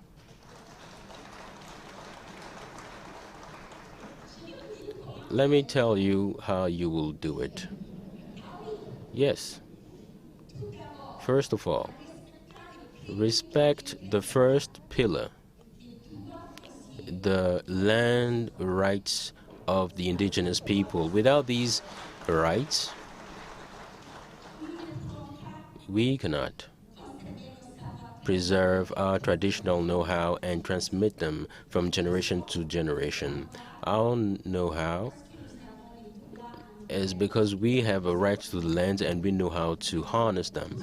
And all of you, you read the scientist reviews, you know the best protected areas. It's only where the indigenous people live and where they can manage these lands. So we need the protection of the lands to do our job. So you signed in COP15 the protection of 30% of biodiversity. So I now invite you to go back to your homes and talk to the indigenous people and build with them, not for them. Framework of clear implementation, because we are the experts. We do not stay in offices, we are on the ground to plant trees and protect them.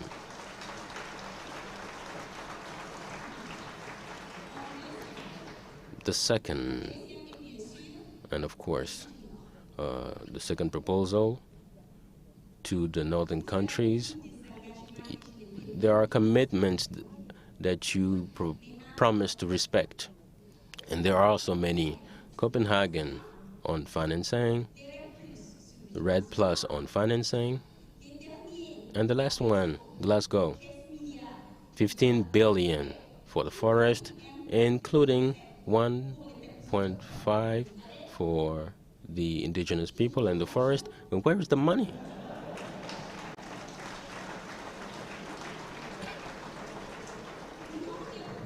We cannot continue to live on the commitments that we can receive all the time. We need money on the table so that my grandmother, my cousin, my uncle can also have access to these finances and can start real projects that will protect you. Do not come and tell me that you want to put in place mechanism that will help generate monies, etc., etc.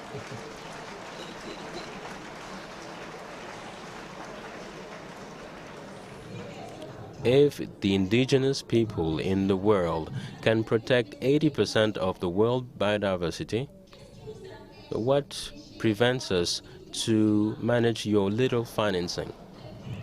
Maybe the methods that we will use are not in the same schools that you attended, and we do not know how to use Excel like you, but we can better protect the forest, and we trust you, but you destroyed the forest, and it's up to you to trust us now so that we can protect you. I would like to finish on this note.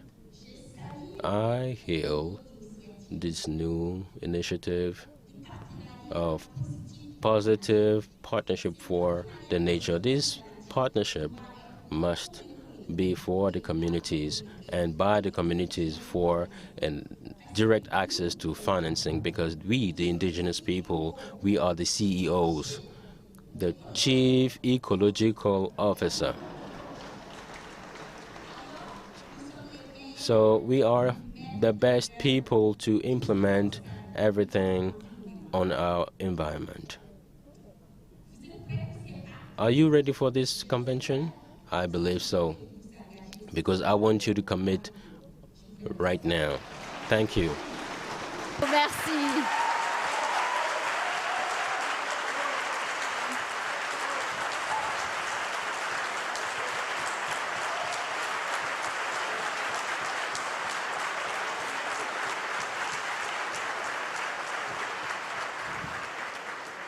Merci Hindou, merci Tamarah. Thank you, Tamarah. Anyway, the message is clear. I believe everyone heard you. But you will have a short pause and we will come back in a few minutes. I'm just sharing a video on the forest. Thank you.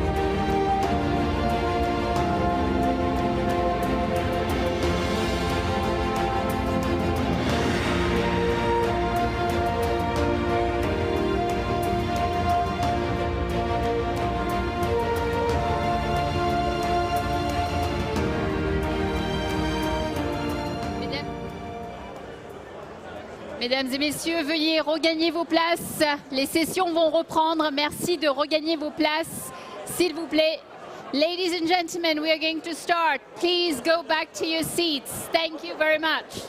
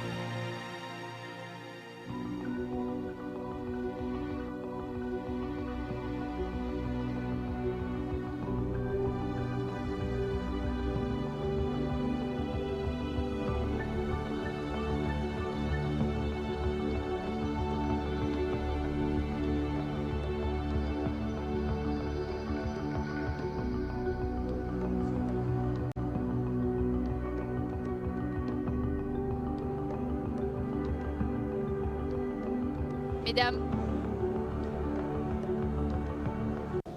Ladies and gentlemen,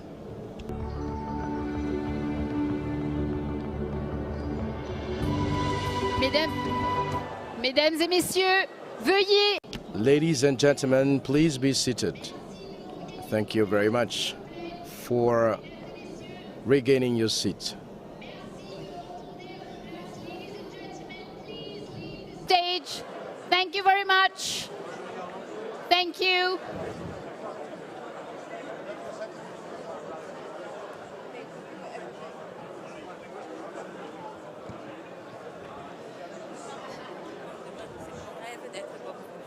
Bien sûr.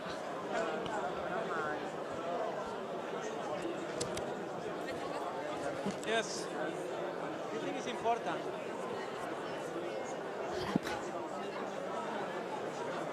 Ladies and gentlemen, please get back to your seats. Thank you for getting back to your seats. Please leave the stage.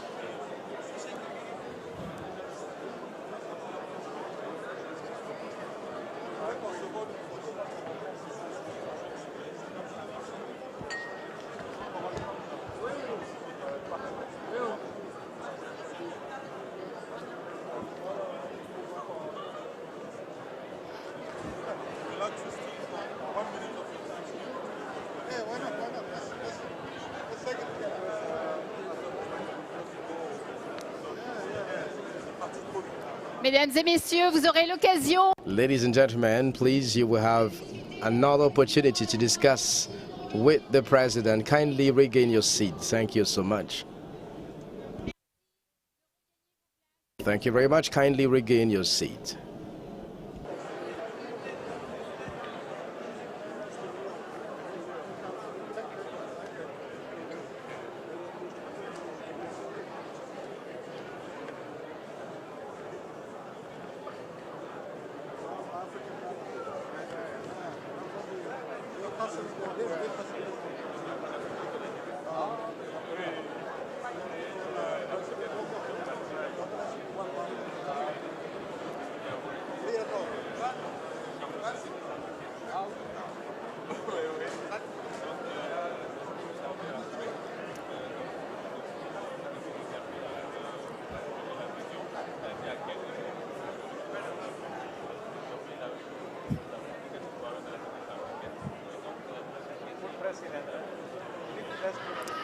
Merci.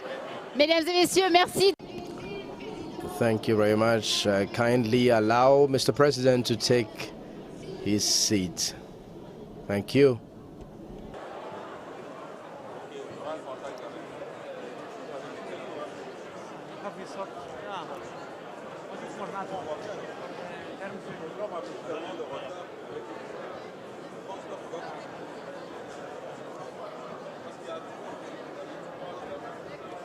Ladies and gentlemen, thank you for getting back to your seats. The second panel is about to start. Thank you very much. Merci beaucoup.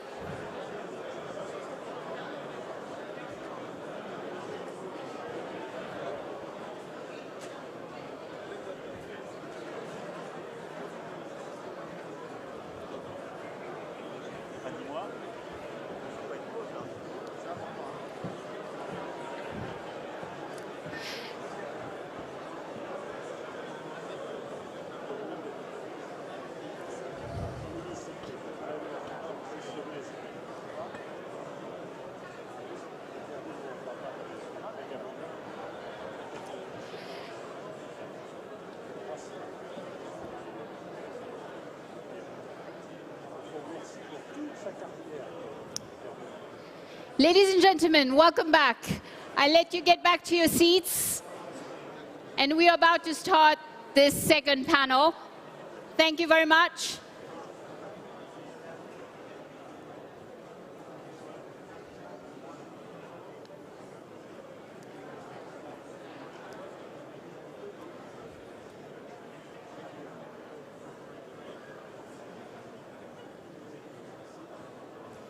Thank you very much. Thank you. Mesdames et messieurs, merci beaucoup. Ladies and gentlemen, thank you very much.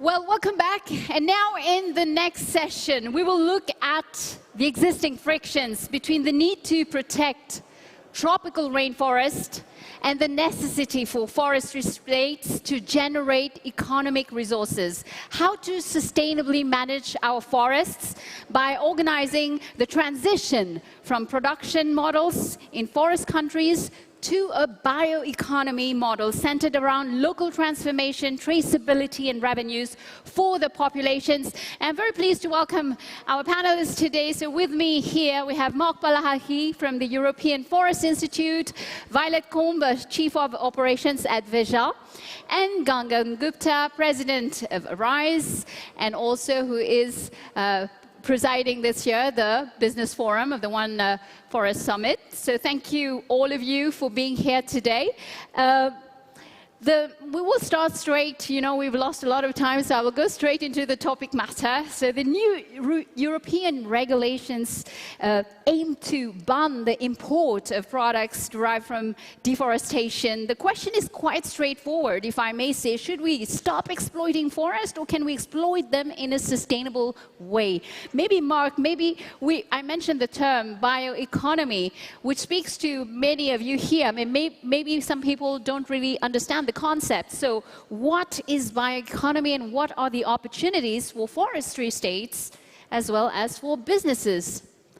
Thank you very much, Asha. Excellencies, ladies and gentlemen, in the next few minutes, I want to share a few reflections and facts about the unprecedented opportunities that the emerging forest bioeconomy offers us, both to decarbonize our economy and create new economic and social value from our forests, which is crucial to ensure the sustainability of forest ecosystems, but also to attract investments for sustainable forest management and scaling up forest restoration.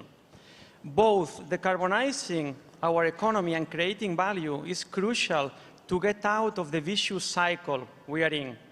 On one hand, the existing fossil economy is responsible for the increasing impacts of climate change and natural disturbances affecting our forests, weakening our terrestrial carbon sink, turning them from sinks into sources. At the same time, the lack of value attached to many of our forests results in the conversion to other land uses that are more profitable in the short term. So let's have a look at the opportunities of the forest bioeconomy to address these two structural challenges.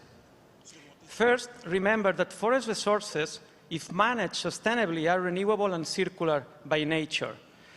The good news are that with emerging science and technology, we have the capacity now to transform forest resources, wood, but also non-wood, and we will see examples later on, into a totally new range of innovative bio-based solutions that can replace and environmentally outperform fossil products and non-renewable materials from industrial sectors that are otherwise very hard to decarbonize. For instance, we can produce wood engineering products to replace at scale concrete and steel, whose production, remember, is responsible for 14% of the global carbon emissions.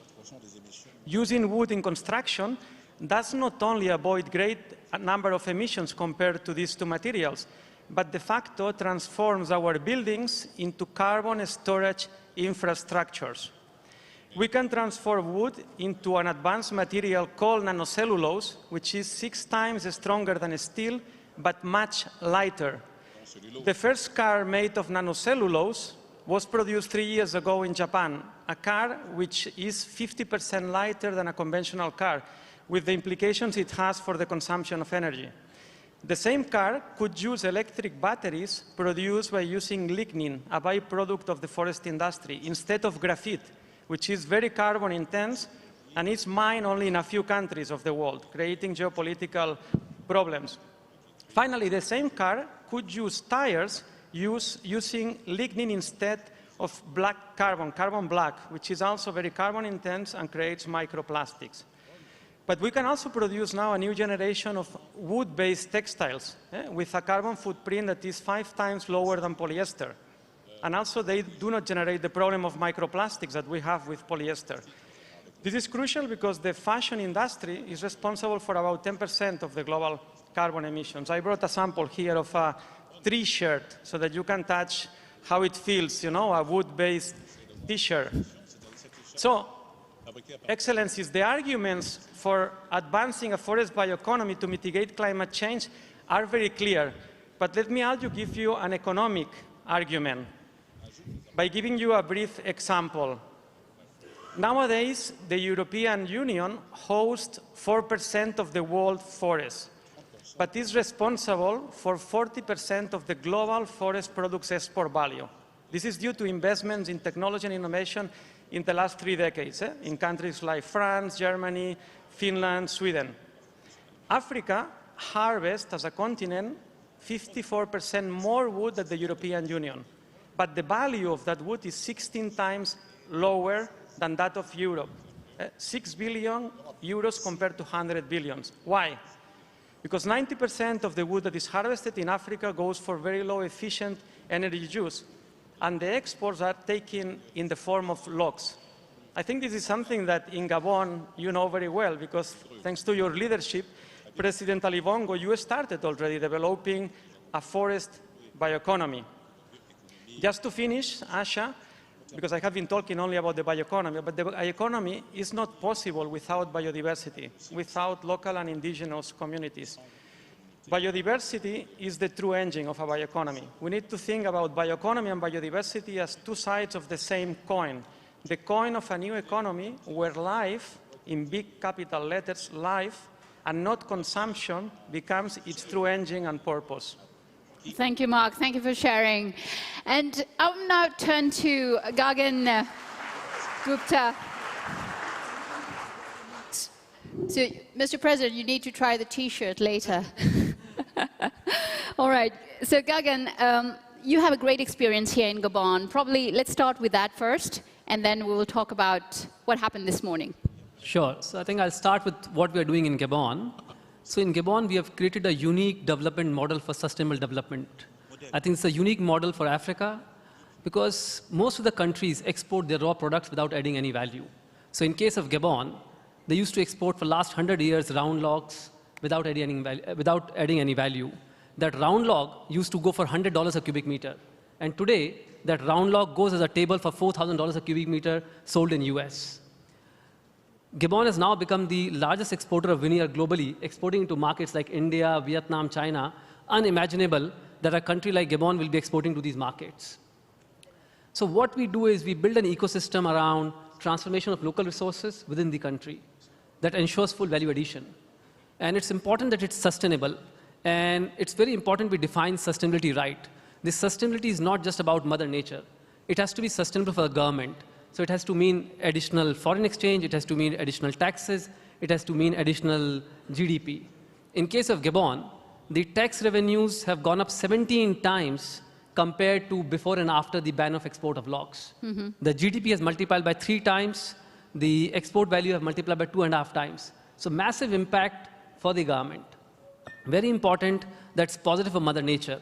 So instead of the table, which was, instead of the log that was going to say China or to Southeast Asia, coming as finished furniture into Africa or in Europe, and doing all that circular round, creating that carbon footprint. When you do manufacturing here, you're selling within Africa, you're selling into Europe and US, you reduce the carbon footprint. So positive for Mother Nature. Very positive for communities because communities get jobs, they're able to participate in the full value chain. And lastly, positive for the private capital. People who invested made their returns. So I think what Gabon has done is really created a unique development model, which we are now exporting to other countries. So in 10 countries, we're exporting this model. If you go to Benin, as a country, they used to export cashews. for last 50 years, but in less than 18 months, starting this July, they'll not export any cashew raw. So the whole model is around ensuring you add value within the continent. Well, thank you, Gagan. So this morning, we were very busy working, all three of us and some more people. So we had a fantastic, productive session with business leaders. And I know, Gagan, you have compiled all the recommendations of the commitments to develop those green value chains that we are dreaming of. So can you share with us the commitments to the heads of Before I state? share, I'll just give a warning that these are not just my recommendations. These are recommendations of the entire business community. So do not look at me, oh, what I'm saying. So I think what the business community did was we have been deliberating it for quite some time, and we calculated this morning. First, we looked at what is the real cause of deforestation. So what is that is happening, and why is this deforestation actually happening? And currently, about every year, 25 million hectares of rainforest is lost with three primary reasons. First one being shifting agriculture, where people plant this year and then go back and plant in a different area next year. And that's primarily, even when they do that, they don't get the right yields. So if you look at, say, yields of cassava, a lot of countries get 27, 28 tons. In the Congo basin, that's as low as 5 tons per hectare. Same for maize. So one reason was clearly shifting agriculture. About 5 million hectares to 6 million hectares is destroyed because of that. The second reason was use as fuel, wood being used as fuel. So just in sub-Saharan Africa, about 300 million tons of wood is used as fuel source. That destroys about 3 to 4 million hectares of forest. The third reason was illegal logging and also unsustainable logging. So these are the real causes for deforestation, but we wanted to understand what is the real reason behind it. I think the real reason behind it is lack of economic opportunities and lack of unemployment. So today, just in sub-Saharan Africa, you have 29 million people who do not have jobs, and that'll raise to about 113 million people. So while we might want to conserve, but if people don't have food to eat, they will go and hunt. If people don't have money to pay for the gas, they will go and cut the timber. So we believe, as the business community, the way to protect forests is to create economic opportunities for people so that they have enough money not to engage in the first three aspects. That was the underlying basis which we believe. And the key recommendations that we have are about 5 recommendations. The first one is to look at establishing public-private partnerships to transform resources within the country where they are produced. And these resources are in forestry sector and agriculture sector for building industrial ecosystems. And what these industrial ecosystems precisely mean is first, from the government side, policy infrastructure. So there's clear policy framework, so when investor is coming, they know what they will get, what are their responsibilities. Secondly, hard infrastructure, things like road, water, electricity, and very important that this infrastructure is clean, which means powered by sustainable resources, be it gas or be it solar energy. The third part, very important, is training the people itself. So ensuring that there's enough investment in this ecosystem on training the people so they can get jobs. The second recommendation was around everything to do with policy framework, whereby the policies actually incentivize cleaner and greener supply chains. Now I'll start with a practical example. So if you look at today, Africa produces about 65% of world cashew, and Europe and US consumes about 65% of world cashew. This cashew today goes all the way to Asia and comes back to Europe and US. Purely from a carbon perspective, that's a massive negative impact. Similarly for cotton, if you look at cotton, today when people produce cotton in Africa, it goes to Bangladesh, comes back to Germany, about 8,000 tons of carbon footprint. But if it's to get processed within Africa and go to Europe and US, that's only 4,000 tons, half of it. But the current policy framework does not support in any fashion this positive transition. In the sense, there's no form of carbon tax. So ideally, a good behavior should be incentivized. So the biggest challenges the companies face is if they are ensuring it's a sustainable supply chain, there's no payment. So one of the key things that we want to recommend is some form of carbon tax, whereby if the goods are produced on a lower footprint basis when compared to before, then there is a positive income they get, or people who are not producing it pay a tax. A good example, practically, today, if we were to produce in Gabon, veneer and ship it to China, and they convert into plywood, then export to UK, the tax is lower versus Gabon exporting plywood directly to UK. Whereas it's much more economically friendly if you were to ship it from here to UK. So I think clear policy framework that encourages, by way of tax, good behavior. The third recommendation was specifically around development financial institutions. So we believe the development financial institutions of today are not geared up towards this business model. They are very checklist oriented. They spend 2 to 3 years understanding a project by the time this project is no longer valid. I think most of their checklist is made from a development mindset of developed world. Whereas this development is happening in today's scenario. In the sense, you can't import developer practices to evaluate a developing world project. But most of them fail to do that, and that causes significant delay in these developments. And the fourth was around everything to do with how do you make sustainable plantations for fuel. But very basic there was addressing land use planning. So it's important that most of the governments have land use plan so that they can clearly allocate that this area is meant for plantations, this area is meant for agriculture, this area is meant for this development. That ensures that private sector can easily invest, knowing that, okay, I'm not getting into any area which is sensitive, which is complicated. So that was the fourth recommendation. And the last recommendation was around ensuring how do we do transfer of skills and know-how. So a lot of good skills, know-hows exist in companies in Europe. How do we ensure that these companies partner with local capital or local companies to transfer this skill? So to that extent, we have committed as a business group that we will be doing roughly about 400 road shows this year in Europe, starting with France. So we are planning to do 200 road shows starting April to attract SMEs and medium-sized companies to come and partner with companies in Africa to establish manufacturing here. So that'll ensure transfer of skill and know-how.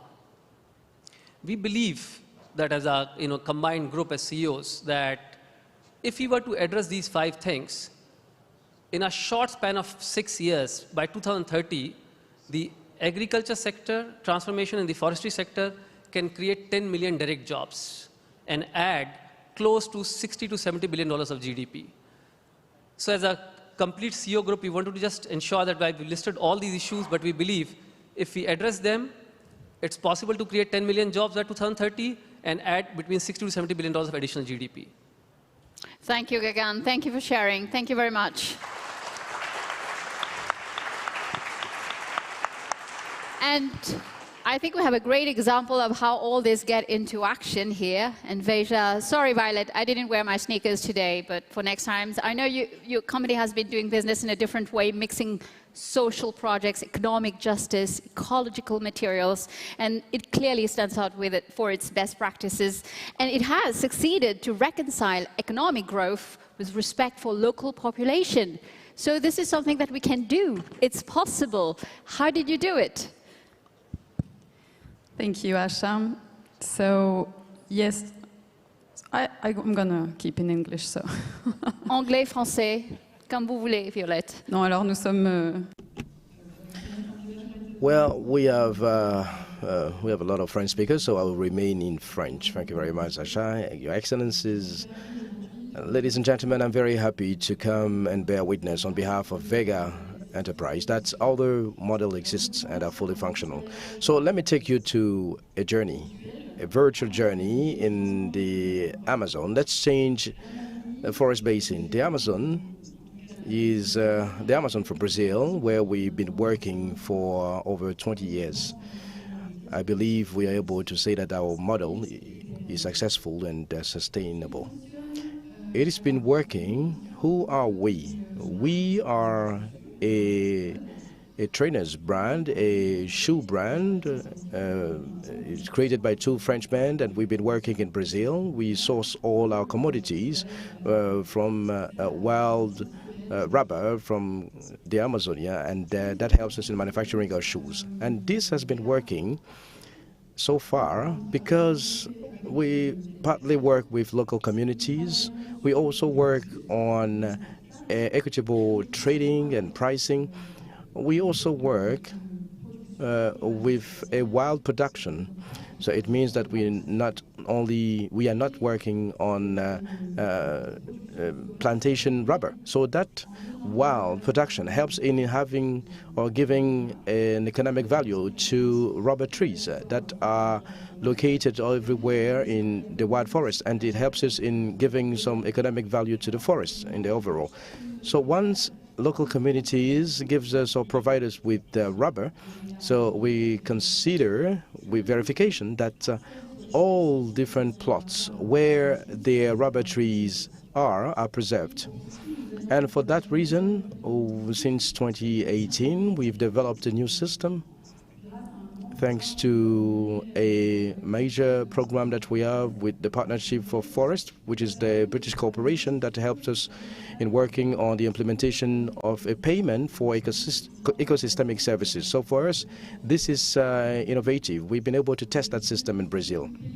So since 2018, we've been paying to producers for each kilo of rubber a price which is quite higher in terms of ecosystemic services compared to the commercial price. I will give you all the different figures. For each kilo of rubber produced rubber, our producer, let's say the family, because women have a very important role in households, so she will receive about 2.5 real for each kilogram. So 1 real for a quality premium that everybody's going to receive, and then 8.5 reals for ecosystemic services. So for 12 reals, we give them 70% of the price. And for ecosystemic services that they render towards the forest, towards us, and through that preservation of the forest. So this has been working so far. Meanwhile, this requires a number of systems, a number of conditions. So first of all, you need to change the paradigm. We've been the pioneer in thinking differently, in avoiding to buy advertisement space. We don't make any advertisements. So all the different funds that are saved in that lack of advertisement, we are able to disperse them to the source or to the community that are at the ground. So this calls on thinking about new models to look at being pioneers, and it is something that I'm really encouraging you to be. Let us be pioneers for new economic systems, for new models. I think possibilities are quite wider than we may think. The second element is that we should also invest in time, in money. This requires to accept to take risks, to test projects, to improve, to change, to exchange a lot with local population. And that will be my third point, the importance of local communities. And this morning, we mentioned that again in the Business Forum. Local communities are the key in terms of solution to face deforestation, also in terms of forest regeneration. It is quite fundamental to listen to them, to collaborate with them, and also to start from their necessity, identifying their needs, their dreams, in order to build those solutions. The last item is that despite what we've been doing, we still consider that this is not enough. Preserving is key, but regenerating is also part of future solutions. So we are still reflecting on an ambitious project in reforestation in the region where we've been working, which is the LAC state in Brazil, in contributing to kind of create some sort of balance in terms of regenerating disastrous deforestation in Brazil that has been happening for so many years. For concluding, I would like to mention that part of community, the pricing, the fair pricing is very important. You need to pay productions coming from the forest. You also need to reward, based on a fair price, all the different ecosystemic services through carbons by the inhabitants. I would like to mention a major activist for the LAC state and the Brazilian Amazon, Chikomend. She was killed 30 years ago for defending the forest. And she used to say that ecology without social justice is just gardening. Thank you very much. Thank you very much. Thank you very much to all the three of you. Minutes for some interaction with our leaders here. Maybe I will give the floor to the Secretary General of the Commonwealth, Patricia, Scotland. Thank you very much. And firstly, can I say an amazing thank you to President Macron and President Ali Bongo, because your leadership is vital in this effort to save our forests. And I think we all owe you both a huge debt of gratitude. Just to look at the issues we've been talking about today, it's clear that we need a regenerative approach to reverse the climate change. It's also clear that it's going to take all of us. And I was listening to the last set of scientists, and now I've been listening to this panel. And if you look at what they have been saying, they're actually saying the same thing. Number one, we have to collaborate more. Number two, we will not be able to do this unless we really understand the data. And number three, this is going to demand every sector a multilateral, multinational position. And so I'm really grateful that most of the countries who have spoken today are actually members of our family. We have 56 countries. That's 2.5 billion people, 60% of whom are under the age of 30, but the rest are our friends. And we need our friends. And I was also thinking about all the people with whom we in the Commonwealth are working. We're working with the Francophonie. My great friend and colleague, Louise, and I are both going to be at the LDC conference in Doha. We are working with the PIF, and I'm so glad that we have a number of PIF members here, but with CARICOM, with the African Union, with the ASEAN, all of us working together. And I think it's taken, we know that human genius got us into this mess. And human genius is going to get us out again. So as everyone was speaking, I was thinking about what we have collectively done together. We've created the Blue Charter to deal with oceans. We have just in Kigali agreed the Living Lands Charter, which seeks to implement the 3 Rio Conventions, action together. We have a specific section on indigenous people, indigenous knowledge, because I think we all want to employ the new CEO that we heard today. And her passion, I think, was rightly applauded by all of us. But we've also been looking at how we use geospatial data. So we've created common sensing, working with UNITAR, UNISAT, with Catapult, with the British Space Agency, because the scientists are right. And what we've just heard in this panel are right. We need a circular economy. We need to make sure that there is no waste, and we need to bring down the carbon. So we also need money. So this ability to put money into the hands of those who are most able to do it are absolutely essential. Mm-hmm. And doing that, we have created the Climate Finance Access Hub, which puts advisors in country to work with our countries to make sure they can get the money. With just £1.5 million, we've already delivered almost $70 million to our countries. We've got almost $1 billion in the pipeline. But we need friends. We need others to give us the knowledge, the expertise, so as we build the projects, they're better, faster, easier.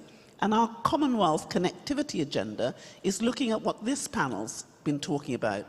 How do we make green and blue economy a reality? How do we get rich safer and better and easier? So as we look today at where we are, I think we've got some very powerful messages. We need each other. We need to work together and share all our information. So I'm saying to absolutely everyone present today, we need you. And we need each other to get where we need to go. And I want to say a huge thank you to all the young people who are here. 60% of our Commonwealth is under the age of 30. And it's going to be their world that we have to save. and they are the ones who are going to be the architects for saving it. So please come and work with us. This year is the year of peace. It's the 50th anniversary of our Commonwealth Young People. It's also the 10th anniversary of our Charter. But every single person in this room is the architect that we need to build a future that we and our children deserve. And so from the bottom of my heart, I want to say thank you to each and every one of you, because you make our dreams possible. So thank you, President Macron. Thank you, President Ali Bongo.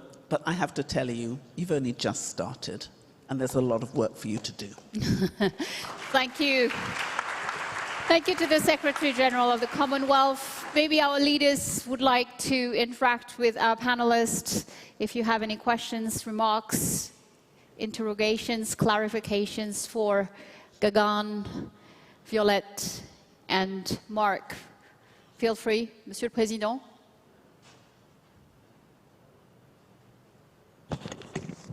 Non, merci beaucoup d'abord pour...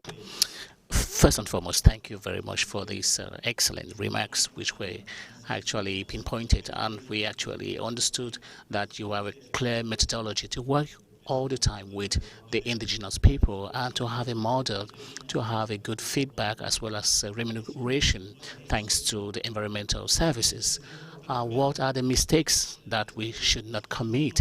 Because if we need to develop agricultural, forest sectors and to have giving value, and this is actually examples that you give, and of course to accelerate, to preserve and conserve beyond the fact that we are working with indigenous people. What are the key areas and what should we do concerning the Congo Basin? Thank you very much. I think in terms of mistakes not to commit, it's important that the countries have a land use plan to start with. So otherwise you can't just go and do agriculture anywhere. You should have a land use plan clearly saying that this is where you want to do agriculture, this is where you want to do plantations. Otherwise you can just end up destroying the forest instead of preserving it if you're not very clear on your overall approach. I think secondly also, another important point is that you have to train people alongside it. So there has to be some result-based training whereby you know that when you do all this, you can't just do it outsiders. You have to have enough training it so that local population really benefits out of it. I think third thing, mistake not to do is, it cannot be based on just tax incentives. Otherwise the governments will not get anything. So it has to be based on model that ensures that the governments also get benefit out of it. Then these three things are principal things that we have to keep in mind. I think the fourth thing I believe is the speed is very important. We do not have time that we can say we will do it in 3 years' time or 5 years' time. So I think important that we are willing to be 80% right, not 100% right, but do it with the speed so that we can achieve some immediate success. Thank you, Gagan. Mark? Thank you, Mr. President, for the question. I think we have several projects with indigenous communities in the Amazon, in Africa, Southeast Asia. I think the first of all is respect the values of indigenous communities. They have a lot of knowledge. So I think we need to be very humble. I have been talking a lot about technology, but I believe that technology is not the ultimate solution. We are the solution. And I think this is something that the indigenous communities know very well. So I believe that we should really establish scientific indigenous technologies partnership where you can combine knowledge from ancestral knowledge with new technologies. I think this is the trick. We need to create an indigenous science movement in a way to build up together with them. They have more knowledge than many of us, and try to find together sustainable solutions. We have a beautiful project in the Amazon where we are producing with the indigenous communities vanilla in very different ecosystems, learning from their knowledge. So I think this is the trick. When I have been visiting many of the indigenous communities and I ask, what do you need? The first answer is always respect. They never ask for money, it's respect. And I think we should be humble and start by respecting, understanding them, and then build serious long-term partnerships with them. Thank you, Mark. Très rapidement, je rejoins tout à fait. Quickly, just join what the two have said already, and just to complete what the earlier mentioned, we should not just come with ready-made solutions or projects. People feel that you have to come with a ready-made project which is going to solve all problems. I'm sorry to tell you that that doesn't exist anywhere. Every situation, every local context is specific, even though we find, for instance, in the three forest basin, common problems and probably common solutions. And of course, we have to take on board the indigenous communities, the cultural know-how, and so on and so forth. So, of course, we have to start with local solution and not try to impose a solution that we think that it may be efficient. Thank you very much, Violet. Thank you to all of you for this discussion. I'll let you get back to your seats. Thank you very much as we move to our final theme today. So how can we agree on cash transfers for the services provided by the forestry countries? But before we get into the panel discussion, I would like to invite, je vais passer en français parce que je pense qu'il va. We will have someone who will talk about financing and development in Africa and the reasons for the SDGs. We will have the pleasure to welcome Lionel Zinsou, the founder and managing partner of Southbridge.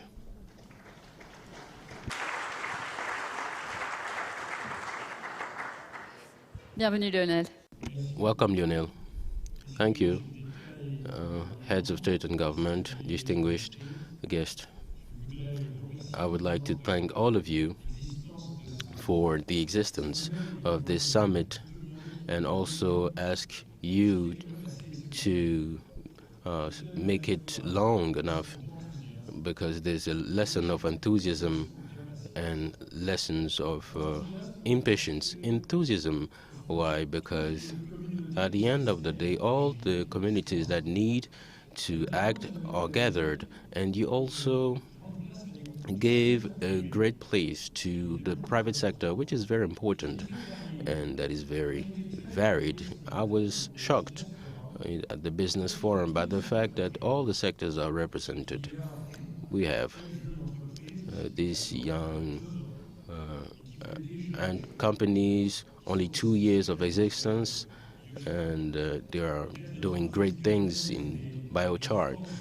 We have forestry companies in Gabon doing very important job in productivity.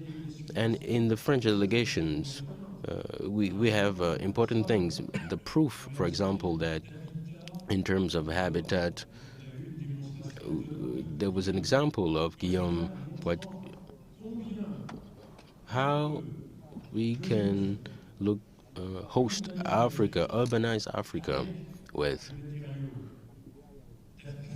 African materials, with exceptional properties in terms of thermal and massive reduction of greenhouse gas emission. And we also seen startups of artificial intelligence. You will see the greatest representatives of the digital economy. All these skills are gathered. This needs to be applauded. And there's a spirit of impatience or eagerness, should I say. I will not come back on the presentation made by the youth, but I think now, Mr. President, you have proved that in such summit, it's important to have the youth, competent youth, rebellious. It's important to have this impatience, because these are topics that will involve our children and great children as well. So we need to talk about concrete stuff. And even your presence, the presidents and heads of government, while asking what mistakes we should avoid, what are the concrete steps to take. This is not the kind of stuff that we see in every conference, and I would like to thank you for that. Now, the financial aspect, can it be important? This is in the impatience framework, because the president, you said, the French president, you said, we commit billions and then we go to the ground and we do not see where the money went. And this is what was said when you said we want money on the table. And the whole audience was raised.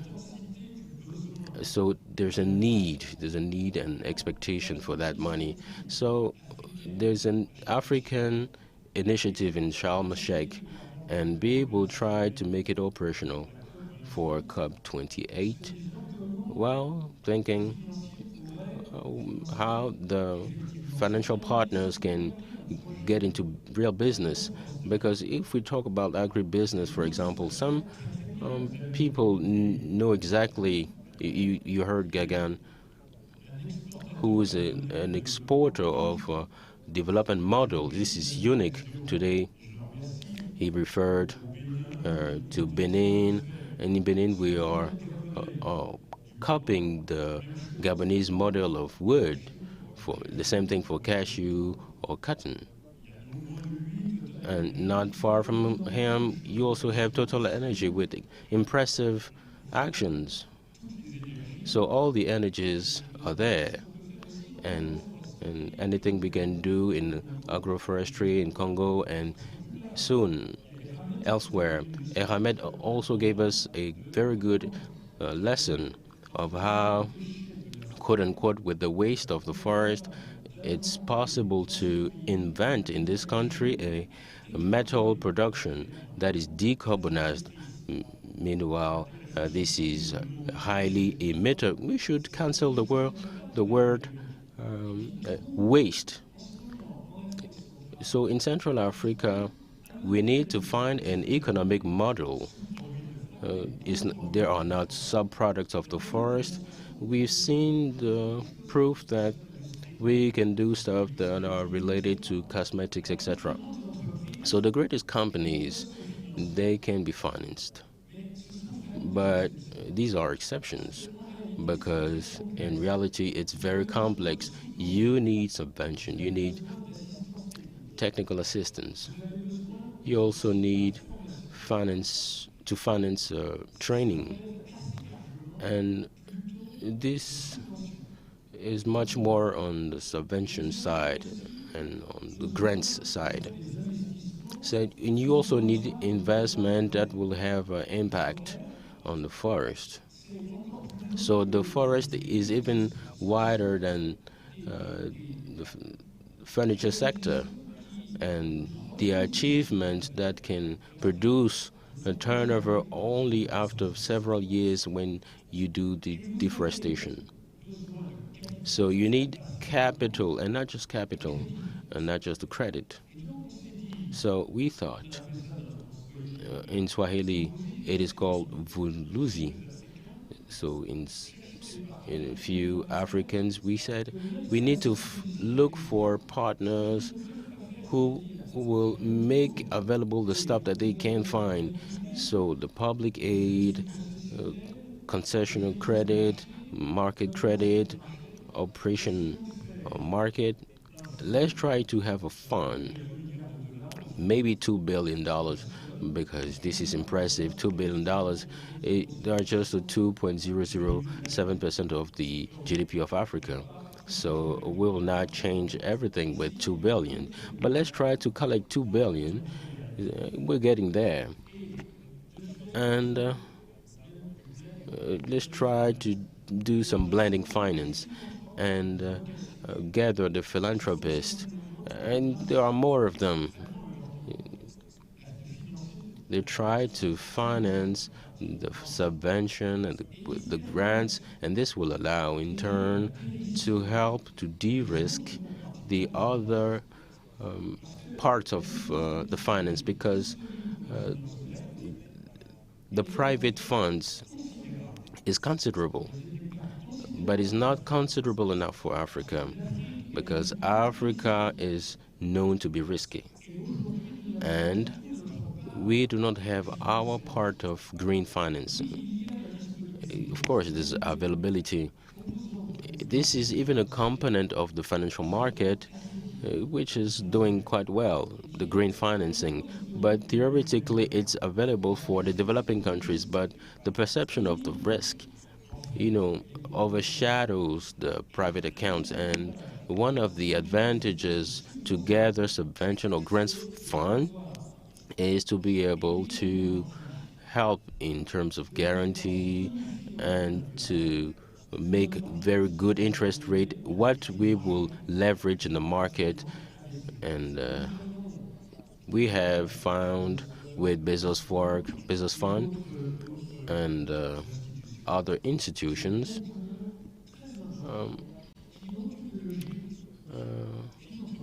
examination that will involve philanthropists. So with the Arabic banks, we have people who are ready to collect funds with concessional rates that Africa is lacking. There was ratification of the concessional, and this, we need to go against that, and I think we can do that through the ABADER. And with the other multinational institutions and the development banks, they are fundamental actors, and they are efficient because they are combined with other financial partners, classical ones. So you will have one part on the concessional aspect, and then there's the liquidity of markets, and we need to make it profitable. And this mix, no one can do it. This is tiresome. It will just take so many years. We just need to decide and have a whole package. And French president, maybe I'll say we're discussing with 3 French actors. We have capital investment and development bank and major agency of public aid.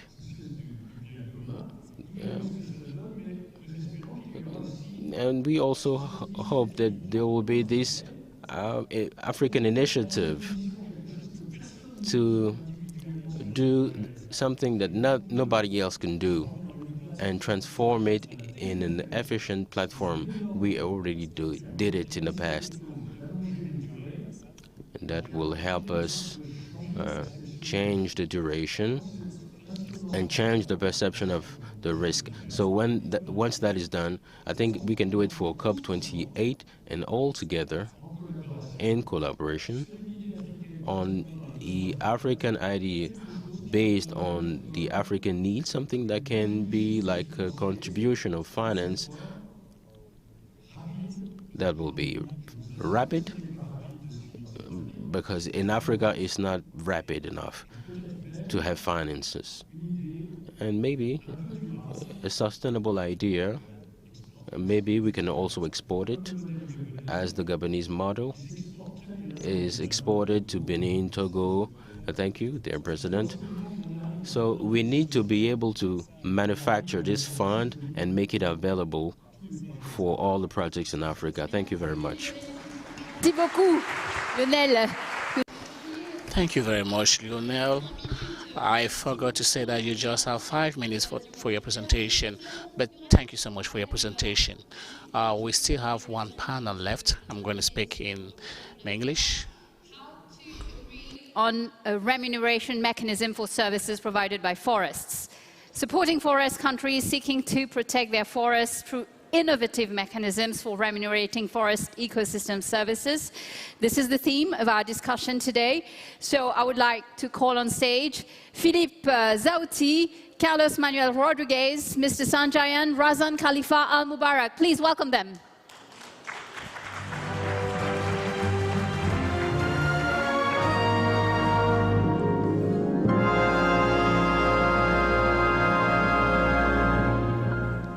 Fantastic. Thank you. Thank you for taking a seat. Thank you very much. It's great to have you here. Hello, Razan. It's good to see you again. Very happy. It's always a pleasure. You have a mic. Maybe I will pass you this one. Thank you very much. So, Fantastic. So, Philippe, je ne sais plus si on se parle en anglais ou en français. Philippe, I don't know if you have to speak in French or English. Choose whatever language suits you. You are at home. You have been listening to the various statements of the various members of the panel. It is true that it's just part of the solution. We are going to be talking about carbon credit. Can you explain to us this market, which is not always well understood by everyone? Thank you very much, Philip, for your explanation. It is not a mechanism, as you say. It is a market which is existing today, and it is a small market. Lionel Zensu was talking about 2 billion, a voluntary market of the carbon credit. It's voluntary. We hope that it's going to reach about 40 to 50 billion dollars yearly, but we actually are still getting at limited amount. Actually, the private sector, the major private companies have decided to actually delve into this seriously because they have taken commitments, especially the net zero commitments. That's a carbon balance. And of course, we have rules and regulations, notably regarding accountability and new standards that allow them to be very specific in what they are doing. And carbon credit is one of the components of this mechanism. It has to be well understood, actually. It comes only after doing what we call the sustainable production chains, the state supports, which are very positive for the climate, but we equally need to stock carbon, and this carbon credit market is something which is positive. The problem today is that this market, once again, is not well developed. Why? Because there is a specific component, which is that of trust, to build a market, which is very important. Something which is vital for the market is not technical aspect or even infrastructure of the market or even the cost. The major ingredient is trust, and today there is a lack of trust in this carbon market. There is this problem, and we talk about a premium market, and we're actually pushing into this carbon credit where we talk about high integrity and high intensity, that we talk about co-beneficiaries in terms of biodiversity, and Carlos-Manuel will be talking about that because it is one of the topic of the GFP. And now, regarding the cost, I think that it's less. It's just some few dollars, and we have to increase the cost. There should not be any taboo to be talking about the lowest level for this carbon. We have to look at this into this market. I think that today, in order to consider the trust, we have to work on integrity, the quality, the price, and the simplicity. Is quite complex, I must admit. We're actually doing everything possible to have this much more simplified. We have to actually try to explain how is this market going to be done, especially with the COP28, which is coming with Article 7 and 8 of the Paris Agreement on how we are going to negotiate on this carbon market. So we need things to be much more simple, and that is what we need. COP28 later on, but I would like just to come back to COP15, Carlos-Manuel. So we know that we've heard that states need to protect at least 30% of their territories. I know you're going to talk about the GF and the reports, but before that, quick reaction on what you've heard and how do we follow up on COP15? Oh, thank you so much. But allow me to answer two big important questions that President Macron and President Bongo did during their statement. President Macron told us that even though ODA and assistance for development has been increasing, recipient countries are asking, where is the money? Where is the impact? Well, I got some data, President Macron. Rio 92 was mentioned today, and Rio 92 was very important for many things, not just because of we have a climate convention, a biodiversity convention, land degradation. We came out with Agenda 21, but also we created the GEF, the Global Environment Facility. Back in 1992, 2/3 of protected areas were located in the north, 1/3 in the south, and just 5% of the planet was protected. The GEF had a mandate from the summit and the convention to protect nature. The GEF has mobilized more than $8 billion since then in protecting different ecosystems in the north and in the south. Today, we have gone from 5% of the planet being protected to 17%. And guess what? 2/3 of protected areas today are in the global south and 1/3 in the global north. So this is a great achievement. The GEF has created protected areas in 155 countries. 94% of the protected areas that were created through GEF funding are still there. And those who has not able to survive is because oil and gas and rich minerals were discovered after those protected areas was created. We have invested $2.5 billion in forest conservation outside protected areas, and today 84% of those areas, outside protected areas, those forests, particularly managed by local communities, are still there. So even though we've been able to generate concrete results and impacts, why we haven't been able to change the big challenges? Well, basically, there are two elements which are extremely important that we need to recognize.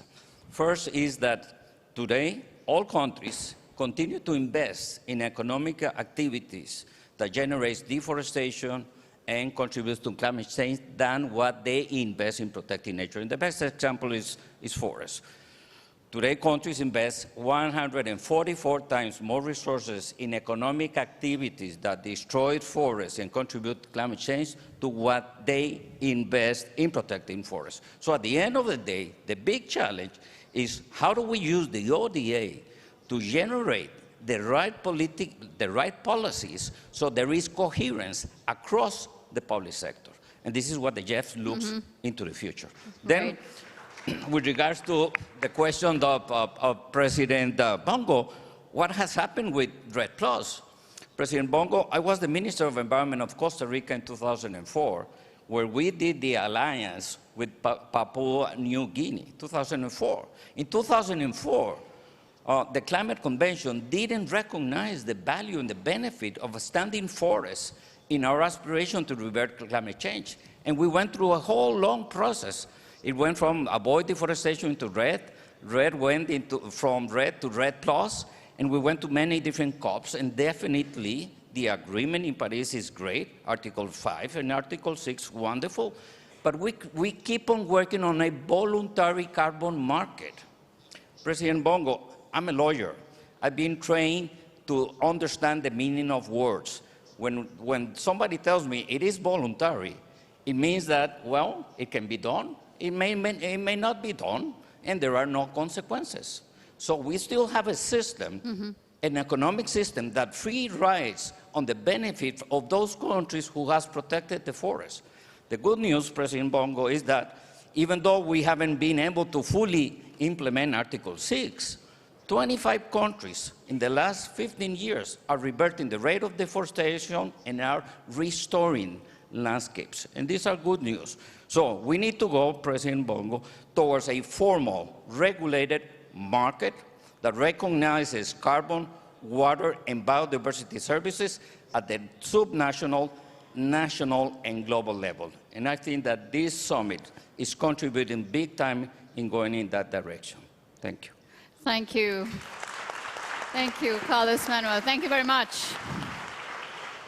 So, Sanjay, and we spoke about COP15. So to fulfill COP15, we need those those PCPs you talk about that I would like you to expand on. But there was one thing when we discussed yesterday, you said something, how can we move forward if we have a nature agenda, a carbon agenda, a climate agenda, and now a nature agenda? How can we make this work?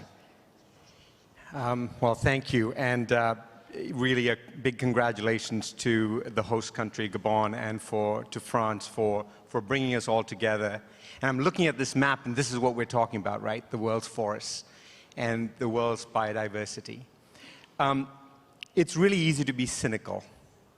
You know, change is a funny thing. It happens really slowly, and then it happens suddenly. And the same kind of thing is happening right now. It is understandable to need urgency. We feel it too. And I feel the pain of the youth and the words of indigenous peoples. But change is happening.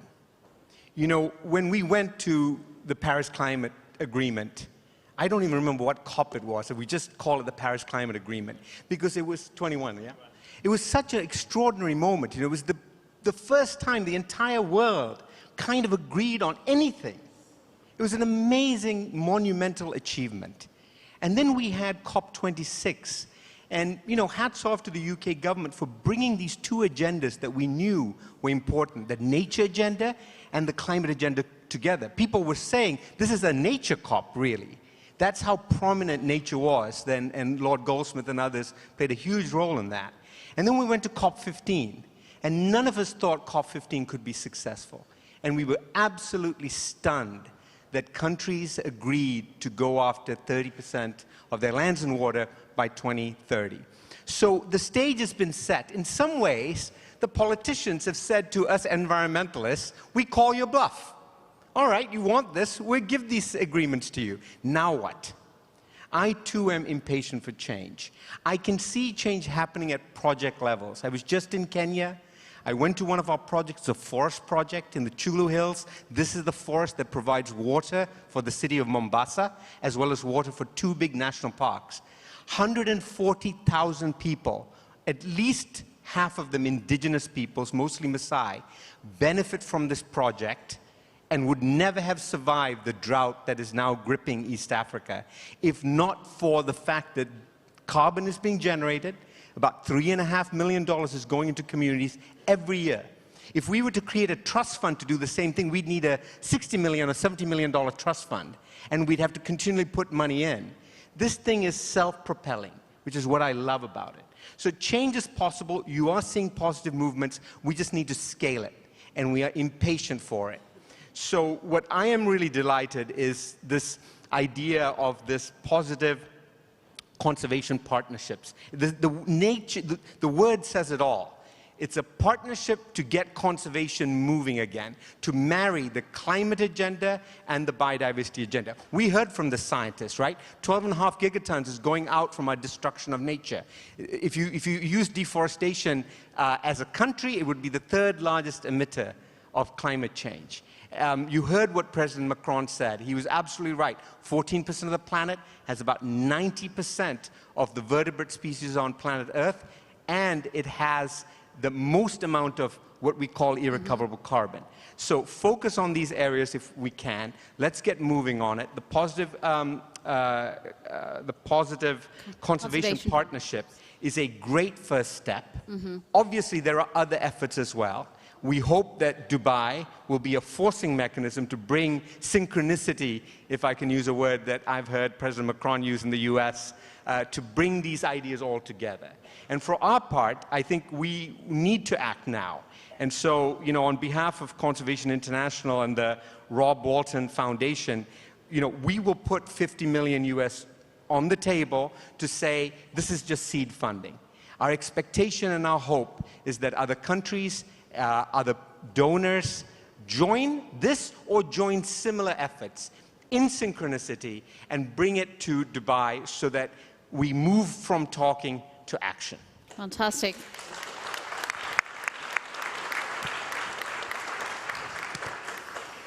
Well, Razan, probably a quick reaction of what you've heard about those positive conservation partnerships and also the role of IUCN in this kind of approach.